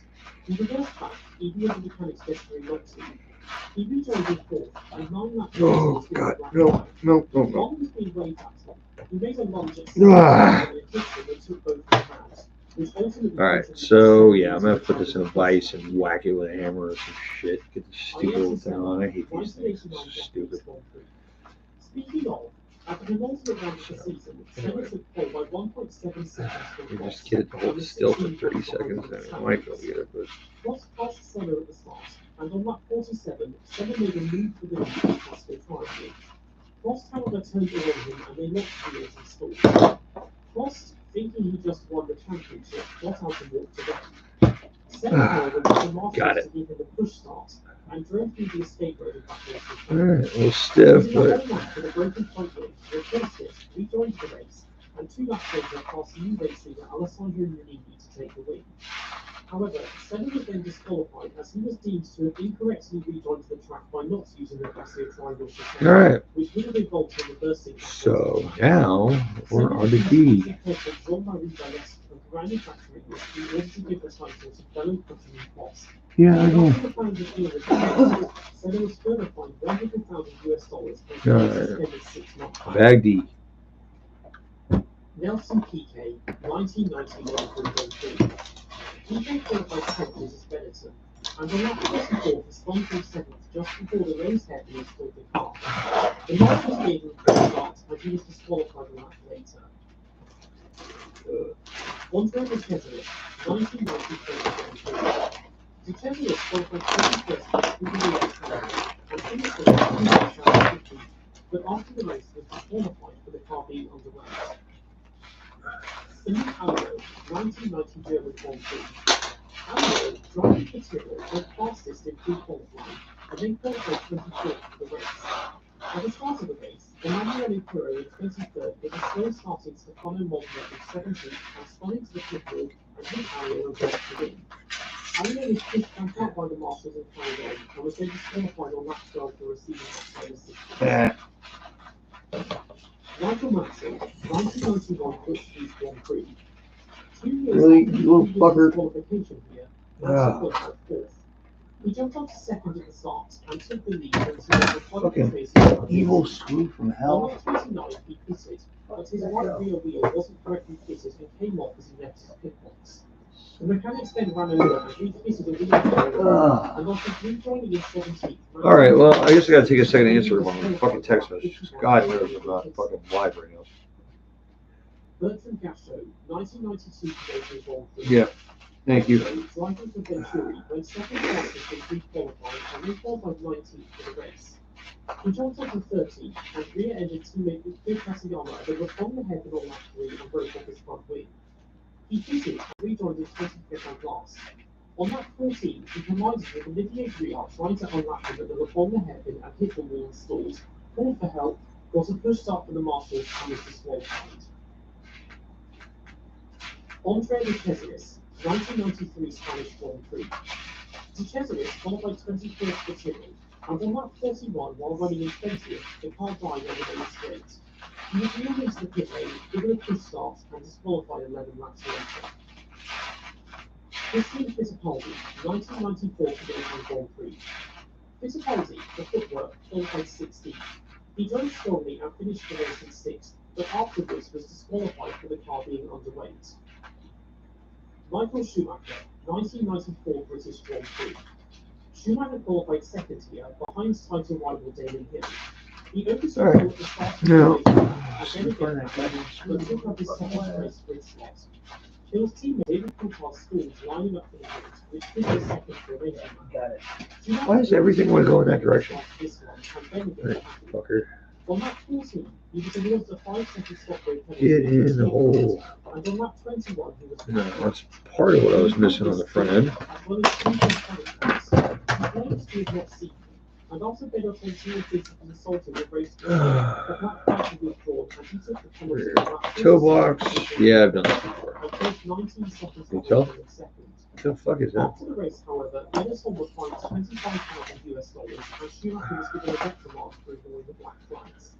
Then, 16 days later, on the eve of the German Grand Prix, the FIA World Championship Council imposed fines of $500,000, disqualified Schumacher, and gave him a 2-race ban. Michael Schumacher, 1994 Belgian Grand Prix. After the deaths of Ayrton Senna and Brendan Ratzenberger, using skid blocks were mandated on the undersides of the cars that would force the teams to raise the ride height, thereby reducing downforce and slowing the cars down.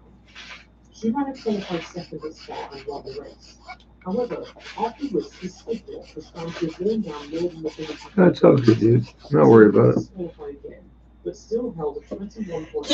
Bless you. Everton had appealed his disqualification Yep. and 2-race ban from Silverstone 3 races earlier. But 2 days later, this was upheld and his 2-race ban came into effect, with both races being won by Hill.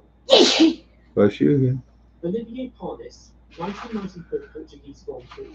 Thank you. Parnis qualified Yep. was Ligier in 50, and finished the race in 9th. But afterwards, Parnis was disqualified for excessive crank wear. Ooh, braces.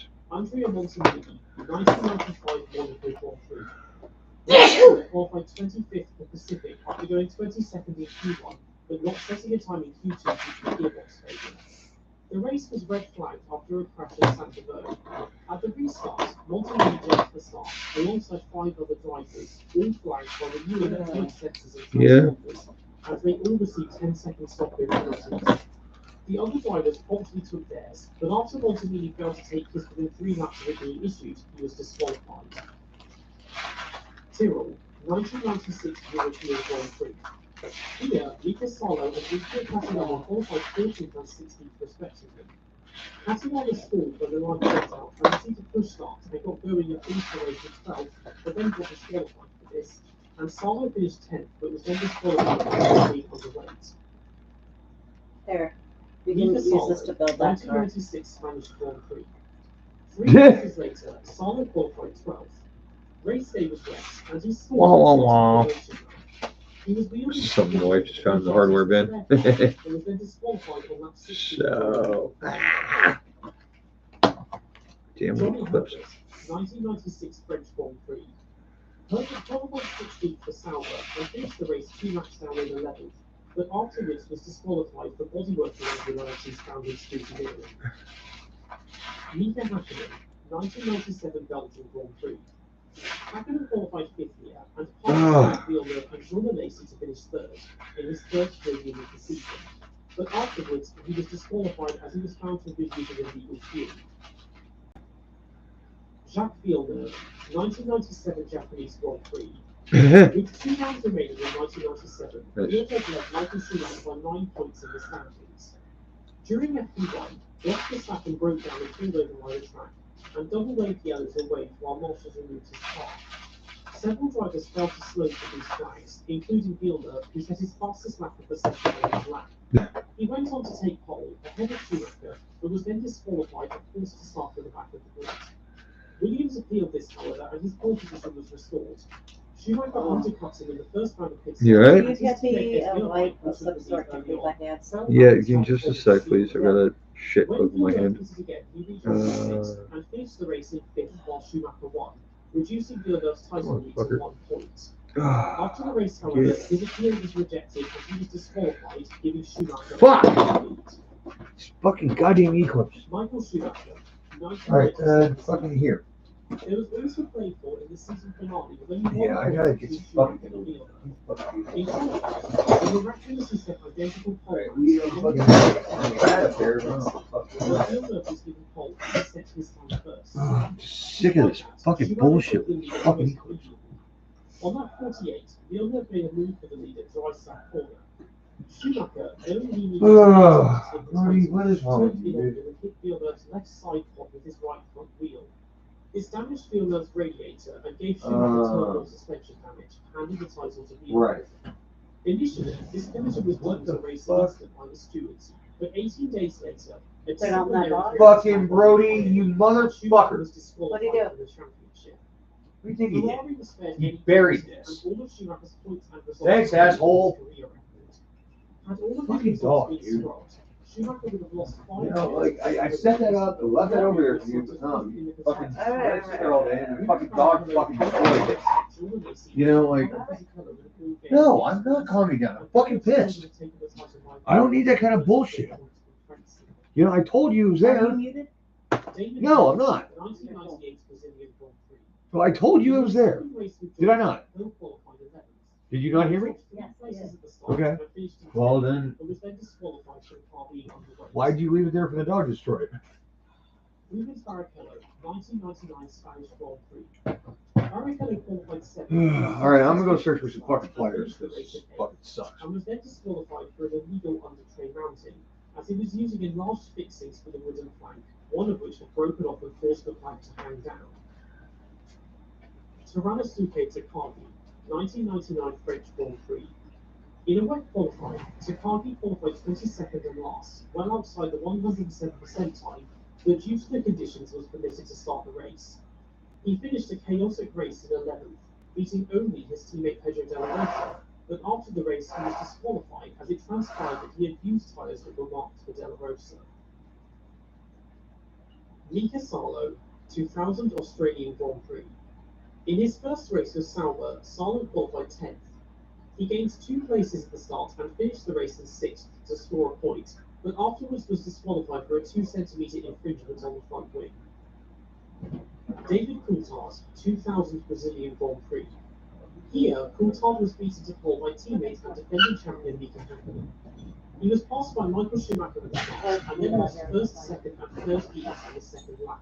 I'm just fucking Hakkinen and done. Rubens Barrichello later retired. Really? God damn it. He was having problems of his own and finished 4 seconds behind. Alright, sorry, dude. I'm just fucking done. There's too much bullshit going wrong. Problem is, I don't have enough time to drink. I'm too busy using my hands, so I don't have enough time to drink. So I don't drink, so I get upset, and then shit goes wrong. What? Yeah, you did. Wait, I'm talking to Mike, alright? There's nobody else here. So, anyway. was wheeled into the pit lane and rejoined the race one lap down in 19th. Just so sick of these damn E-clips. Not having a proper pair of pliers because I don't have enough time in the day to go down to the storage unit and get another pair of pliers, and I'm not bringing home my good ones from work. Who the fuck? For the last time, people, I don't use Messenger. Don't text me on it. There was an 8-car pileup at the start, and the pit lane I think it's a was crap closed. At the end program. of the second lap, Frenson rejoins the track anyway in 13th, 2 laps down. The novelty couldn't get his car started, so he jumped into the squad car and rejoins the race. I don't even know who the hell texted me. on lap 9. Like 10 fucking people On now. lap 15, however, he was disqualified Fuck for it. starting Don't care. the race Don't with care. a spare Go fuck car yourself. before the lap had started, and 1 lap later, Frenson was disqualified for exiting the pit lane with its closed.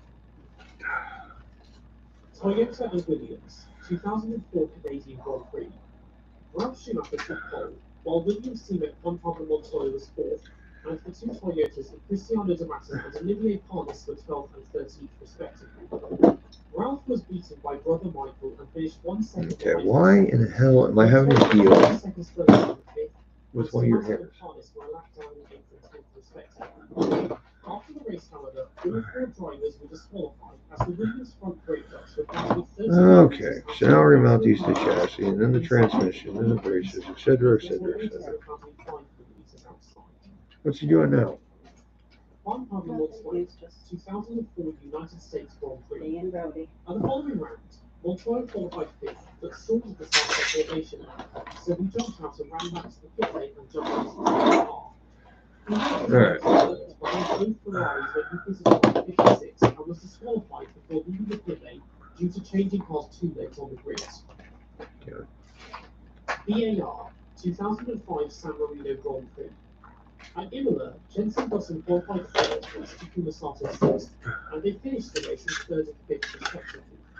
In Parc Fermé afterwards, Button's car was found to be 5 kilograms underweight when fully filled with fuel.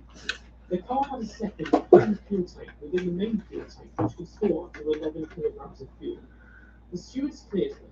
Oh, yeah, I remember that. The car needed On the VAR. 6 kilograms of fuel in the system to go up to work, as these extra tanks really pressurized the fuel before it was injected into the engine, and thought the minimum weight will apply during the race only. 2 weeks later, however, they were taken to court by the FIA, and Button and Sato were both disqualified and banned from the next 2 races, as in the FIA's eyes they were using fuel as ballast. FIA president Max Mosley wanted them excluded from the championship, but they were instead given a far more lenient 6-month suspended sentence. Juan Pablo Montoya, 2005 Canadian Grand Prix. Montoya qualified 5th, and after both Renaults retired, he took the lead on lap 31. Soon after, the safety car was deployed, and he pitted and rejoined behind teammate Kimi Räikkönen. However, the red light at the pit exit was on as the safety car was going down the pit straight at the time, and so he was disqualified. Takuma Sato, 2005 Japanese Grand Prix. Sato qualified 5th for his home race, but ran onto the gravel at turn 1 and was hit by Rubens Barrichello and dropped to 19th. On lap 10, he tried to pass Jarno Trulli in the Casio Triangle, but locked up and hit Trulli and they locked wheels, destroying Trulli's side fork. Sato eventually finished in 13th, but was then disqualified for this collision. Midland, 2006 German Grand Prix. That is a whole lot of roots out. Yeah, but it needs it. They finished the race at the back of 20th and 14th, but after that, they both disqualified. Alright, so I want you to mount the motor mounts. 3/8 or so. Kubica was made 3rd driver for BMW Sauber in 2006, and after Jacques Villeneuve crashed in Germany, they made the decision to... These are all, well, there's 2 7/8s in there, but the rest are 3/8s, apparently. BT teammate Nick Heidfeld, and in a wet race, eventually finished 7th, but afterwards was disqualified. No, actually 7/8 is going to be this guy and this guy. The rest are 3/8s. 2006 Where's my razor blade go? Really?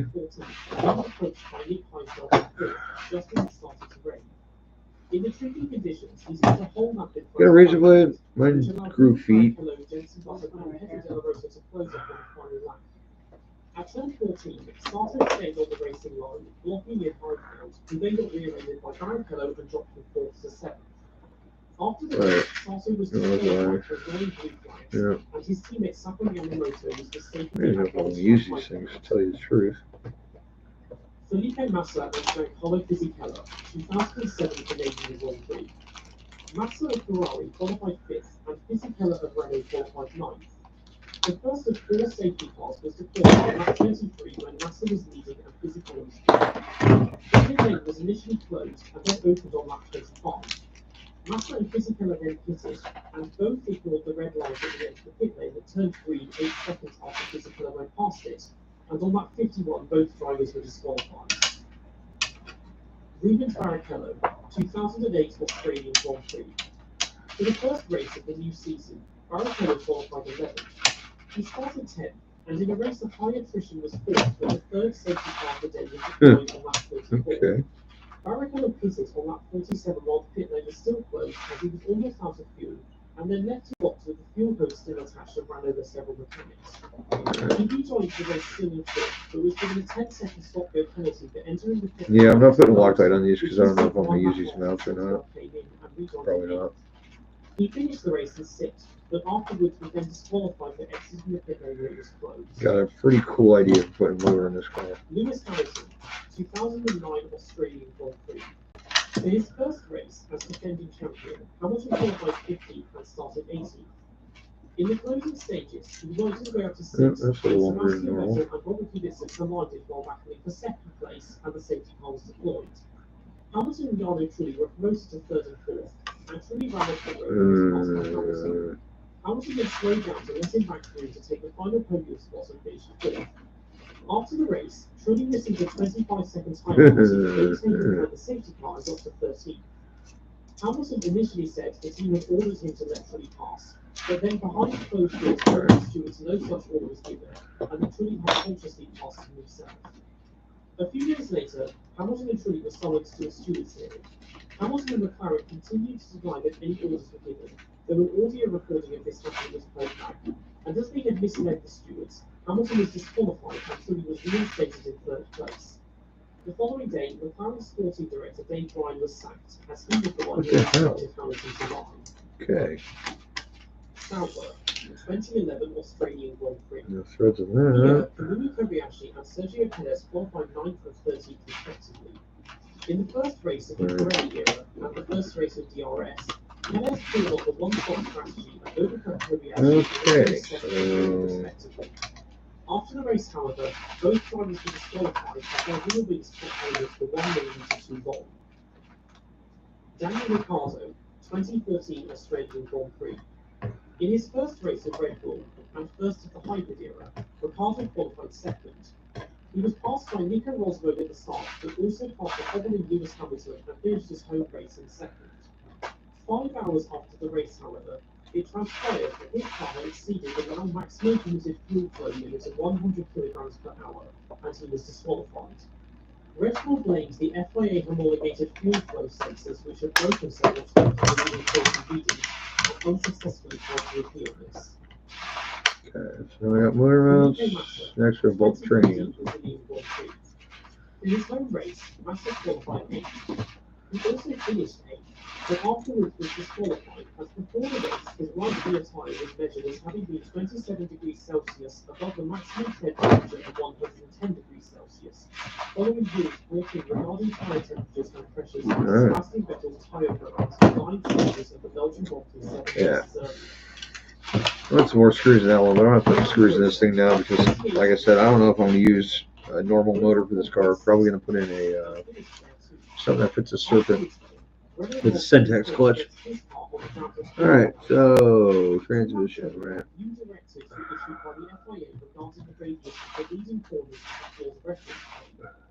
Passengers unable to upgrade their fuel supply due to the summer shutdown, so goes on the supply. Kevin Magnussen and Esteban Ocon, 2018 United States Grand Prix. Here, Ocon qualified for racing big old fucking. Oh wait, these go through. Okay. Yeah, I see. Alright. As his car had exceeded the maximum fuel flow limit of 100 kilograms per hour for most of the first lap. And shortly after this, Magnussen was also disqualified as he had to consume 105.1 kilograms of fuel during the race, where the maximum permitted amount was 105 kilograms actually. Renault, 2019 Japanese Grand Prix. Got some American drivers that'd be a lot easier to do this. Damn Allen wrenches. Who has American-sized Allen wrenches? I mean, really. The 10 days later, both he and Cooper were disqualified as Racing Point Oh, you I don't think the car's brake line settings could be seen changing the Right. driving input on the car's onboard cameras. And while the components in question were not illegal, they when they were being Okay. Sebastian Vettel, 2021 Hungarian Grand Prix. Yep. Vettel qualified 10th here, but jumped up to third when Valtteri Bottas went bowling at the start and the race was red flagged. At the restart, Lewis Hamilton decided to stay out instead of pitting like everyone else with slick tyres, and so then he pitted into second behind Esteban Ocon. He pushed him hard, trying to take his first win in nearly 2 years, but finished just behind in second. After the race, however, he was disqualified as the stewards were unable to extract a 1 litre sample of fuel from his car to check its legality, only being able to extract 300 millilitres. His car had been earmarked for inspection as his race engineer was asking him to fuel save on the final lap, having pushed hard the whole race chasing Ocon with a charging Hamilton coming up from behind, and Vettel was then instructed to pick up lots of marble on the in-lap to add weight, and then stopped the car in the pit lane entrance and round the podium. Lewis Hamilton and Charles Leclerc, 2023 United States Grand Prix. Leclerc took pole position at COTA and Hamilton qualified third. Hamilton was undercut by Max Verstappen in the first stint and then overcut Lando Norris in the second, and was chasing Verstappen down towards the end, who had brake problems, and almost took the win. Leclerc went backwards and did a one-stop and finished sixth. After the race, both drivers were disqualified as they had excessive flank wear, which may have been triggered by running a sprint race the day before. And finally, George Russell, 2024 Belgian Grand Prix. Here, Russell qualified 7th and started 6th. While every other frontrunner did a 2-stop, Russell opted for a 1-stop and took the lead on lap 31 after they all pitted. Despite the age of his tyres, he was able to keep Lewis Hamilton and Oscar Piastri at bay and win on 33.5 tyres. After the race, however, his car was found at 1.5 weight, most of which came from What in God's name are you saying? And he was disqualified. 30 years after Michael Talking about the voice in the background? That's some Formula One stuff, dude. Just stats and shit. That's all for this video. Yeah, it's Formula One stats. Actually, they were just doing every penalty ever, or every disqualification ever issued in Formula One. Just something YouTube decided to play after the last thing I watched. I don't know. It's whatever. But yeah, that's what that is. Okay, drive shafts, knuckles, and rear bulkhead. First, actually. So let's see, goes that way. Right, we need the doodads to go in it. Where are the doodads? Oh, right there.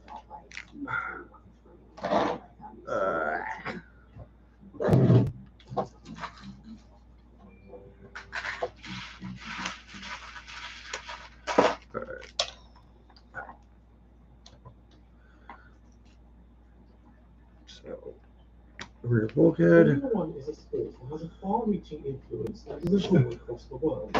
In its 73-year history, it has drawn in drivers from all 4 corners of the globe, with 47 modern-day countries and 1 special administrative region being the birthplace of the Formula One driver. The number of modern-day countries usually being represented by drivers, however, is 42. In most sports, competing athletes have a fair amount of freedom regarding whose flag they choose to compete under, and they're not just limited to which country they were born in. A prime example of this in Formula One is Alex Albon.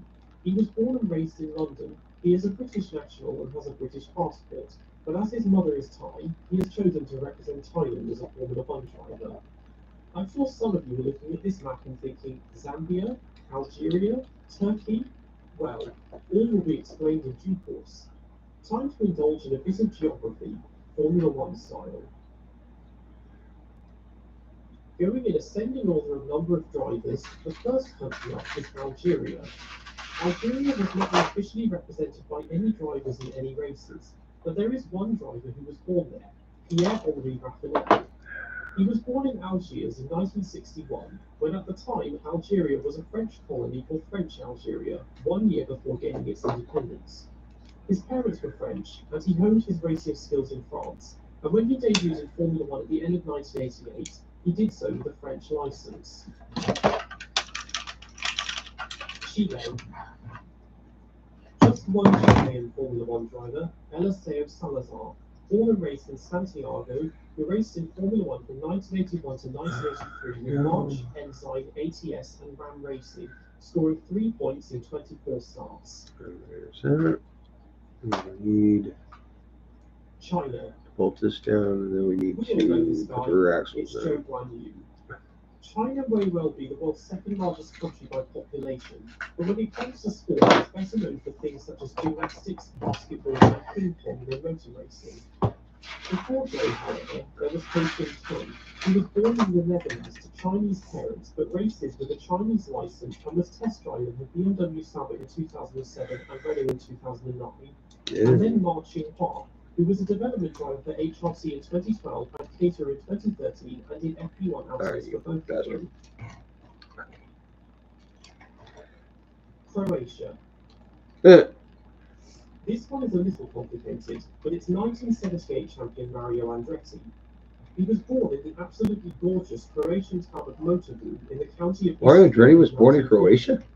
Motobu is only 6 Mario miles Andretti. from Slovenia. Yeah. In 1940, it was So they just said. No and idea. Istria was a part of the Kingdom of Italy. In 1947, it was handed over to Yugoslavia, and Andretti's family, along with many other Istrian Italians, fled in the so-called Istrian Dalmatian exodus, and initially settled in a refugee camp in Lucca in Italy.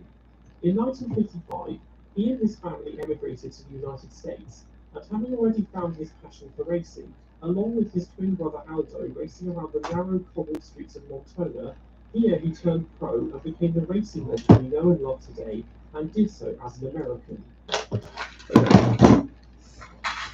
And the knuckles. Bearing. Country on this Shim, list. shim, Hong Kong shim. was the birthplace in 1937 of Dave Profit.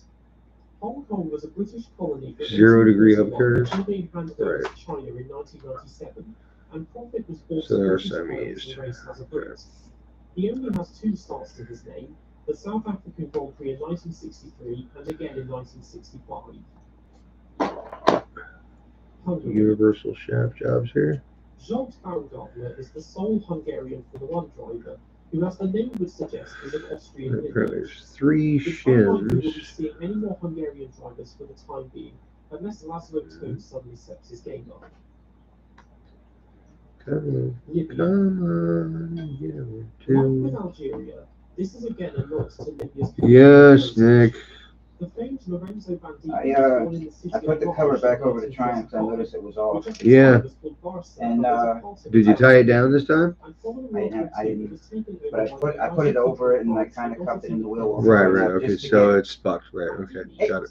It was left anyways. Yeah. No, he put it on. It was his situation to do right.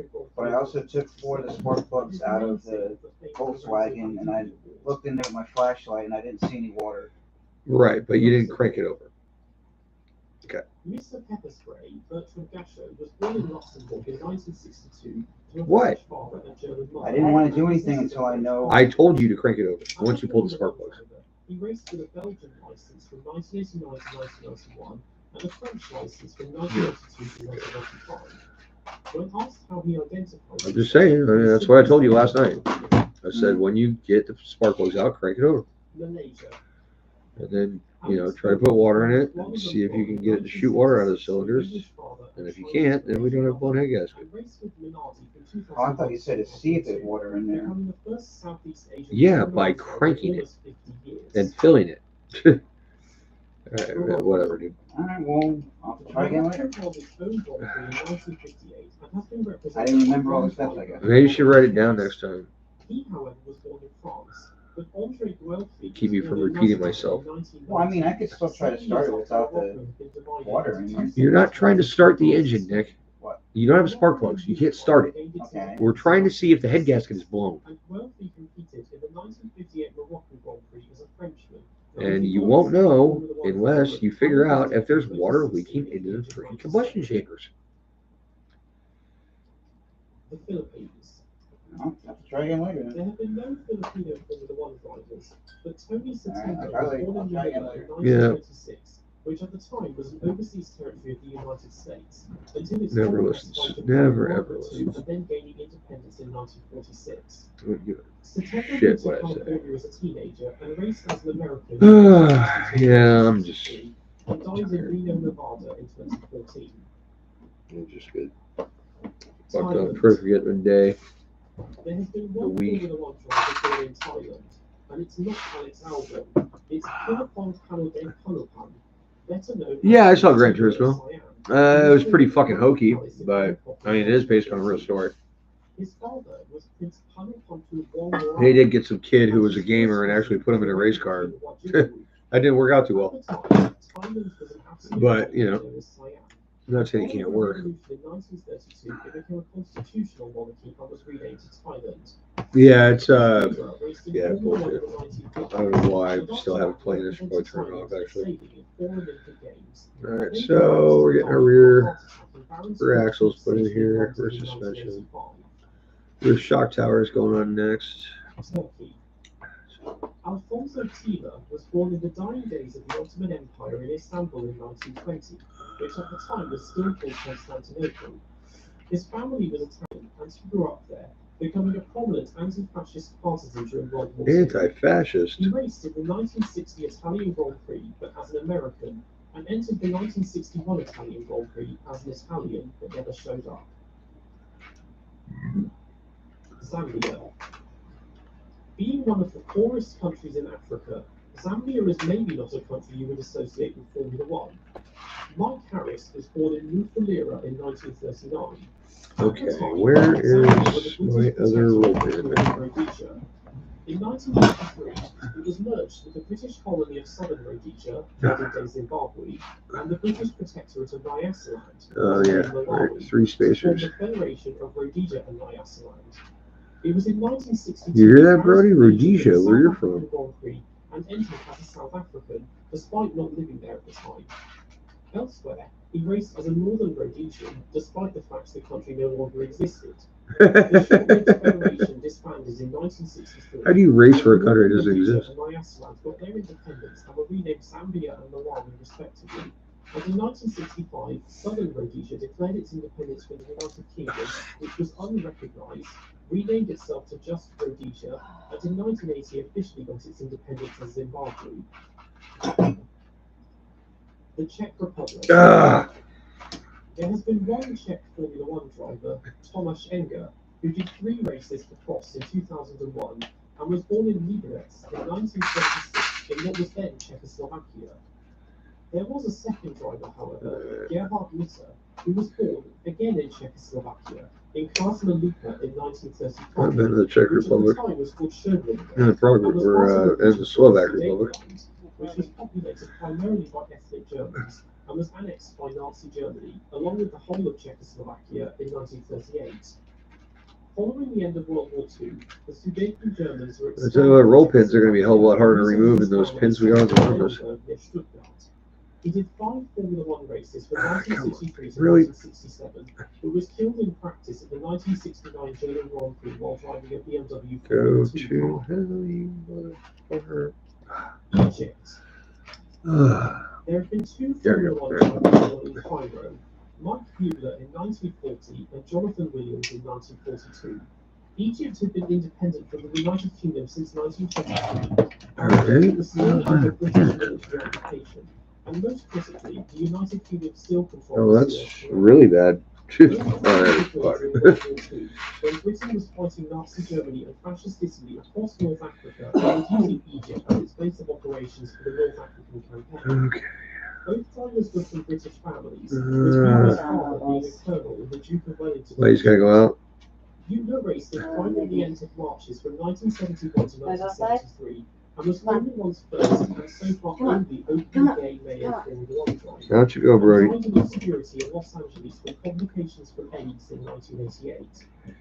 Williams entered the 1967 Mexican Grand Prix in a Ferrari and then worked as a pilot, writer and photographer and died in 2014.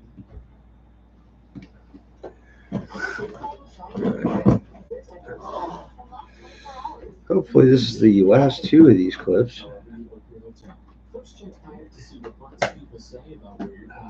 On. No, that was that broken one.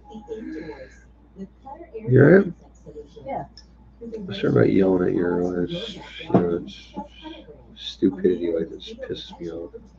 I know you're frustrated. This isn't the best situation. Well, no, it's like, I set something out and I just, tell you about it and you just let it go and then the dog goes over there and makes a giant mess. Because I was doing this. And you didn't see the dog over there playing around? No, I didn't know where it was. Okay. Whatever, then I just won't do that anymore. Okay. Well, because, Alright, what are you doing? Whatever. Whatever. J.M. Darula of Mumbai and English Miney of Bengaluru are both racing in Formula 2 at the moment, but based on their current trajectories, they're more likely to end up in Formula E than Formula 1. But let's be honest, it's probably going to be more. Alright, well, just really, you motherfucker. Yeah, no, I'm trying to get this goddamn piece of shit here. It fucking keeps jumping out of my fucking hands. Indonesia gaining its independence from the Netherlands in 1945. Let's see why they use these things, because they're lightweight and it saves weight. But his car was not ready for that, and he was killed in He just sucked to try to fucking phone. I'm going to throw something. Two drivers born in Venezuela, Johnny Cicotto, born in Caracas in 1956, had much success in motorbikes and raced for 2 years with Theodore and Tolman in the 1980s. And of course, who could forget His Excellency, the Right Honourable Lord Maldonado himself? Fuck you. Colombia. Yeah. Neighbouring Venezuela, Son of a 3 bitch. drivers were born in Colombia. Roberto Guerrero, who raced with Enzyme in 1982 and as teammate to Johnny Cicotto in 1982, and Fabio Longorio, who was entered for the 1981 Brazilian Grand Prix with Enzyme, but did practice and was not granted an FIA super license following a collision. Those are not good. Now I see why I had MIP CVDs when I used to race. Because these drive shafts are shit. Alright, right, so top brace, and then the shock tower, which is very long bolts, nuts and washers, and the body mount. Two very long bolts, shock tower. The oldest Formula 1 driver in history, and this guy,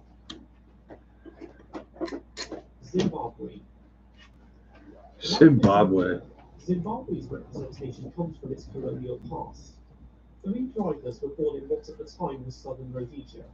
John Love in 1924, Ray Reid in 1932, and Clive Pusey in 1941. Pusey and Reid both entered the 1965 South African Grand Prix as Rhodesians, though neither was starters. 3/8 And Love raced under the flag of the and Federation of quarter Rhodesia into the IASA body in mount. 1962 Get the to body mount done, then we can bolt the shock tower on. From 1965 to 1968, And the bumper, then you start putting shocks together. Alright. 1969 to 1972. Be nice if we actually had links on this thing, so it looked like it.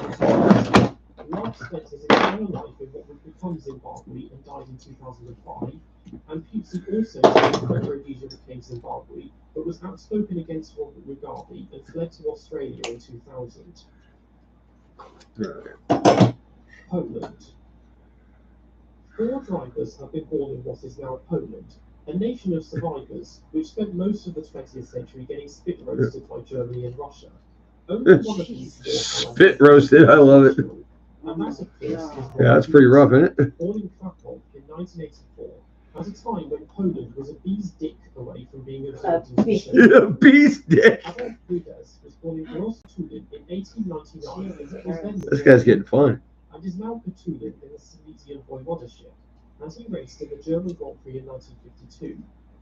Bee's Kurt dick. Busch was That's a born new in one. Something, the Prussian province of F1 Pomerania will in would say, 1910. Yeah, He right. is now shared judicially in the West Totally does. for that important facts, whatever. A bee's dick.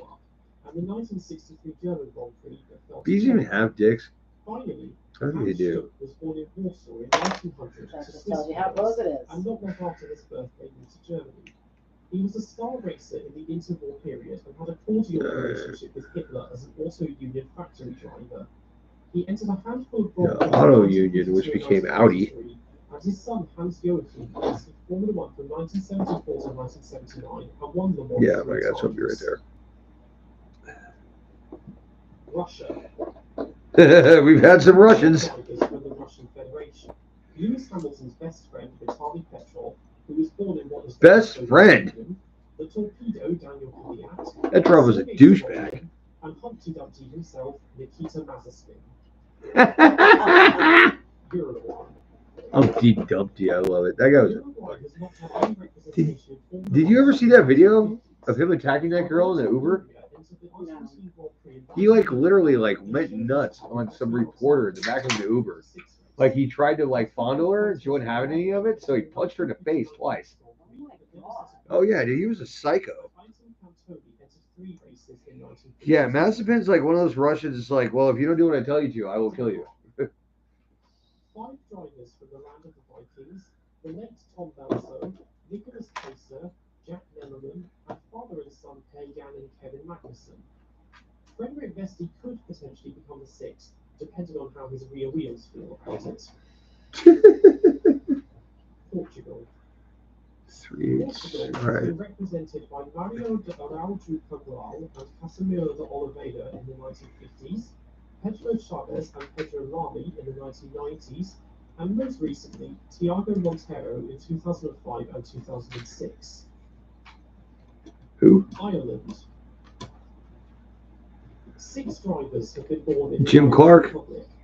Tommy Byrne, Derek Daly, Joe Kelly, and David Kennedy all raced as Irishmen. What? Brian he must have been Shaw Scottish. was born in Dublin in 1950, when Ireland was still a part of the United Kingdom.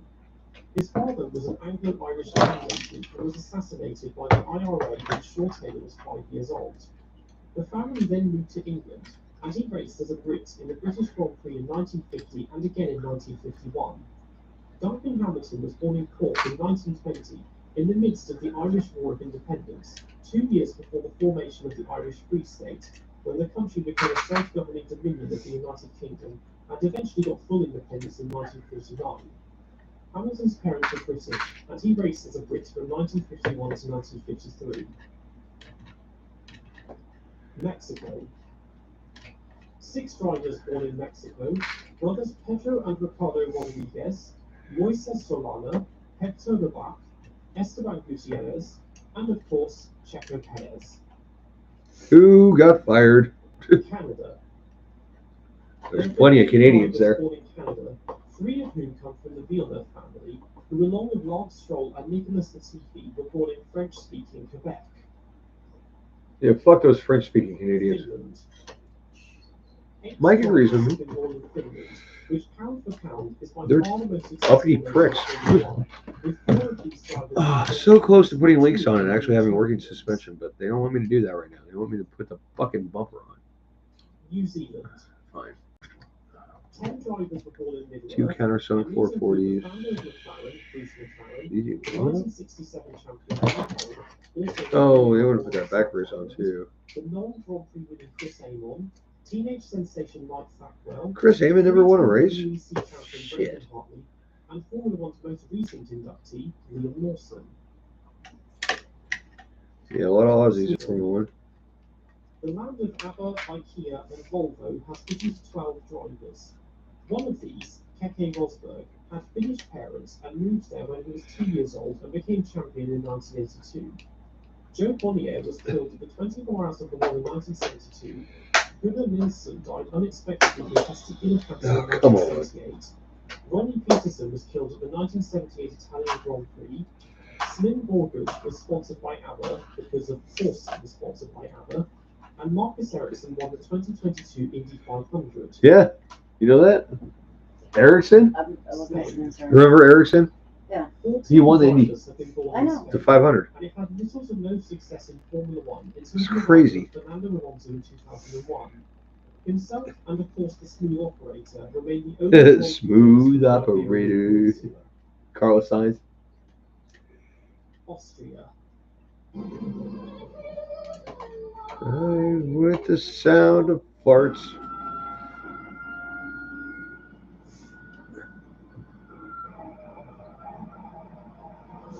Oh yeah, it's a V10 all day. There have been 15 drivers born in Austria. Notable names include three-time champion Niki Lauda, 10-time Grand Prix winner Gerhard Berger, Red Bull Camp Commandant Helmut Marko, Helmut Koenig, who was decapitated by an Armco barrier at the 1974 United States Grand Prix, Harold That's who got Ehrlich, decapitated who was walking killed slim in 1982, in the movie. Joe Gartner, who was killed at the 1986 24 Hours of Le Mans, and Roland Ratzenberger, of course killed Also in the killed. 1994 San Marino Grand Prix. Boy, the Austrians got a good way of getting dead, huh? Fuck. Well, I mean, out of every country they've listed so far, like one or two people have died, but in Austria, like 7. Niki Lauda almost killed himself twice. Yeah, I'm a big F1 nut, if you haven't noticed. Male bees pass away after doing the deed. Honey Nut Cheerio.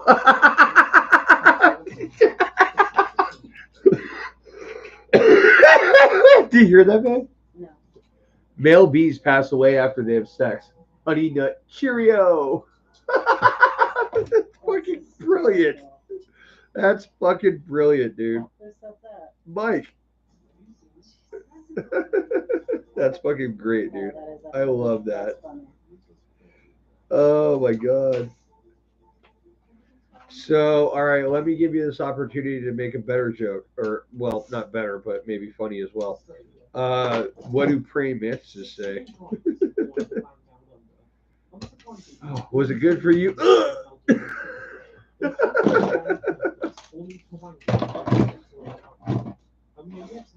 All right, that's done. All right, yeah, top race.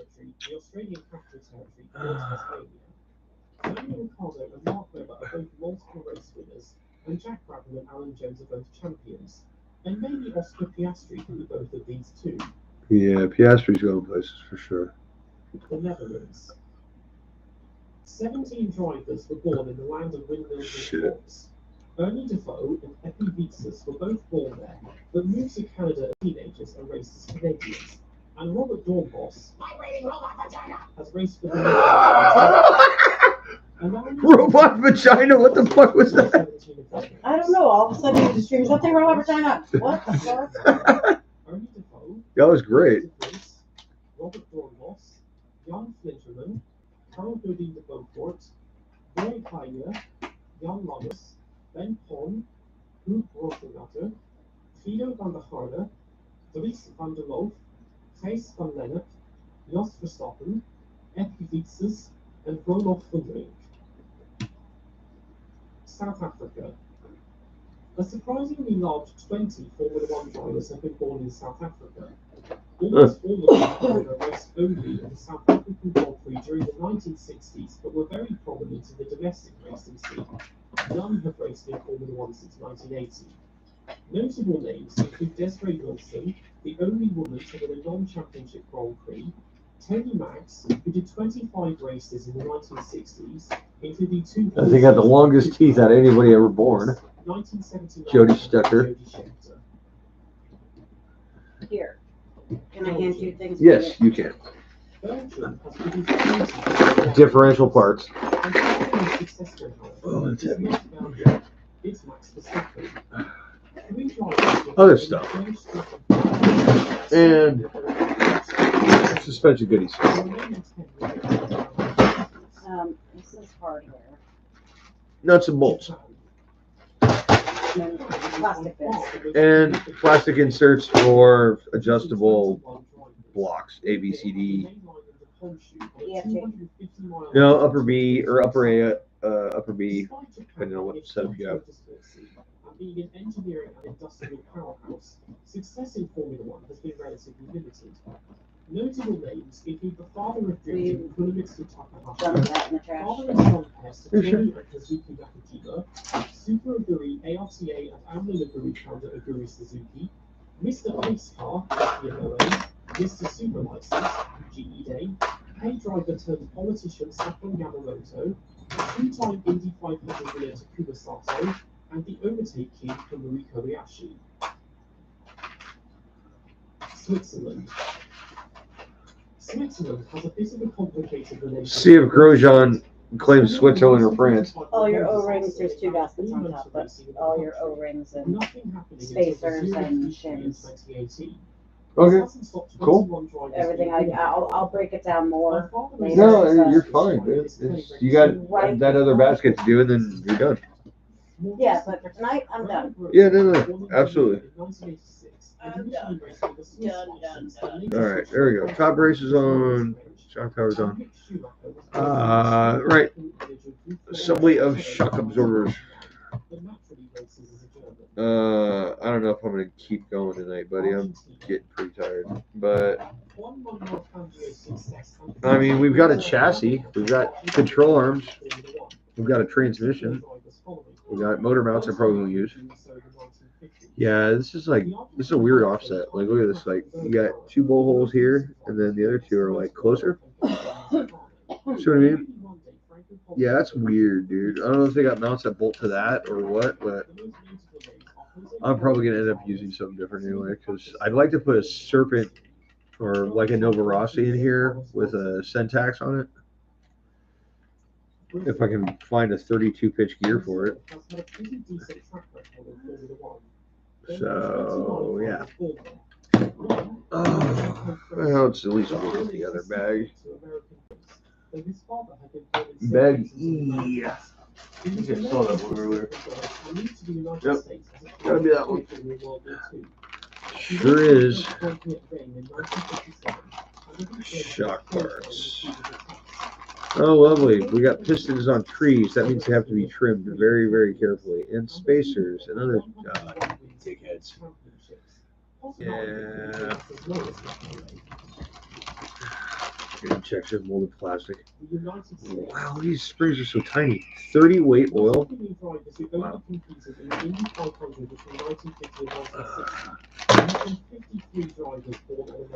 Seals, shock bodies, etc. Oh, they're so small. So small. Peter Ryan was born in Philadelphia, Pennsylvania, to American parents but grew up in Quebec, Canada.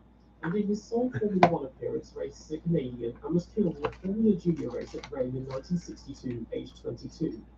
Ricky Von Open was born in New York City to a German father and a Colombian mother and grew up in Switzerland. Shock pistons, 1, 2, or 3, huh? Okay, use piston number 3 for fronts, 2 for rears. Of the remaining 50, they've been born in 25 different states, including Danny Olmos, born in Kapanui on the Hawaiian island of Maui, which makes him by far the most isolated Formula One driver in terms of birthplace. Remove spurs, yeah, I'm very aware of. 342 miles from Bob Drake in San Francisco, California, 2,680 miles from Allenberg in Vancouver, Canada, 3,420 miles from Sergio Perez in Guadalajara, Mexico, and 4,392 miles from Bruce McLaren in Auckland, New Zealand. There's one champion in the mix, Phil Hill of Miami, Florida, and just 3 other Grand Prix winners, Richie Ginther of Hollywood, California, Dan Gurney of Port Jefferson, New York, and Peter Revson of New York City, New York. Other notable names include Skip Barber of Philadelphia, Pennsylvania, founder of the Skip Barber Racing Schools, Jim Ball of Abilene, Texas, and Hap Sharp of Tulsa, Oklahoma, co-founders of Chaparral Cars, Roger Penske of Shaker Heights, Ohio, founder of Team Penske, Bobby Rahal of Medina, Ohio, former IndyCar president, Troy Ruttman of Moreland, Oklahoma, the youngest ever winner of the Indy 500, Carol Shelby of Leesburg, Texas, founder of Shelby American, and three-time Indy 500 winner Bobby Unser of Colorado Springs, Colorado. Logan started to Fort Lauderdale, Florida, so currently trying to work out what a kilometer is. That guy sucked. Germany. Oh, there's a lot of Germans. 60 Formula One drivers come from Germany. Deutschland, inventors of the motor car. As Yeah. go, it's a relatively new one. Das having ein gone through several different Arschloch. iterations in the past couple of centuries. Edgar Bach, That's Erwin sad. Bauer, Ludwig Fischer, Rudi Fischer, Helmut Gluckler, Theo Hilfrich, Oswald Koch, Karl Kling, Ernst Oswald Koch? Is that what you said? Rudolf Krauss, Hermann Lang, Ernst Loeb, Harry Merkel, Aslob? Niemeyer, Joseph Peters, Paul Kitsch, Rudolf Schuller, and Tony Ullman were all born in what was then the Tony Ullman. Yeah, that's a German name if I ever heard it. It's Abbott. Willy Hayes, Hans Hermann, Hans Fleck, Fritz Ries, A lot of Hunts in there. and Wolfgang Or von Hans. were all born in what was then the Weimar Republic. Kurt Adams Jr. The Divine Roman Republic. Yeah, it was Hitler days. Michael May, Jochen Hint, Winter Siefert, and Wolf Stommelin were all born in what was then Nazi Germany. Jochen Mass was born in what was then the American occupation zone of Allied occupied Germany. Ian Ashley was born in what was the British occupation zone of Allied occupied Germany. Michael Bartels, Stefan Beloff, Christian Danner, Heinz Hartwegson, Timo Glock, Nick Heidfeld, Nico Gottenberg, Andre Lotterer, Nelson Piquet Jr., Nico Rosberg, Bert Schneider, Michael Ooh, Hans yeah. Joachim Stuck, Adrian Sutil, Sebastian Vettel, Volker Wiedler, and Joachim Manfred and Marcus Fingerhoff were all born in what was then West Germany, and Pascal Wehrlein was born in a unified Germany. No drivers were born in the former East Germany or in the French or Soviet occupation zones. Still with me so far? Nope. Ian Ashley's father was an RAF pilot, and he grew up in Lincoln and raced as a Brit from 1974 to 1977. Peter That's a Brooker three, moved to Hamilton okay. as a child and settled in Canada in his mid-20s and raced as a Canadian, That's three. but held dual US and Canadian citizenship. John Ports was Two, born in Hamburg in two, 1935, three, but fled three, Nazi three, Germany three, to okay. Sweden with his family when he was One's in 2, here too. and then emigrated to Canada in his early 20s and also raced as a Canadian. Rudi Fischer, Michael May, and Rudolf Schuller all raced under the Swiss flag. Nelson Piquet Jr. was born in Heidelberg to an obviously Brazilian father and Dutch mother. His parents separated when he was a baby, and he grew up with his mother in Monaco, then joined his father in Brazil when he was 8 and races as a Brazilian. Jochen Rindt was born in Nazi Germany to an Austrian mother and German father, and was orphaned as a baby in a bombing raid in Hamburg, until he was raised by his Austrian grandparents, and chose to race as an Austrian while retaining his German citizenship. The Schumacher effect has all but worn off, as in 2011 there were 6 German drivers on the grid, and now there is just 1. And the only German names of note in the junior Formula at the moment are Oliver Gerser, who was born in London, has dual Danish and German citizenship, and lives in Monaco, and Tim Schramnitz.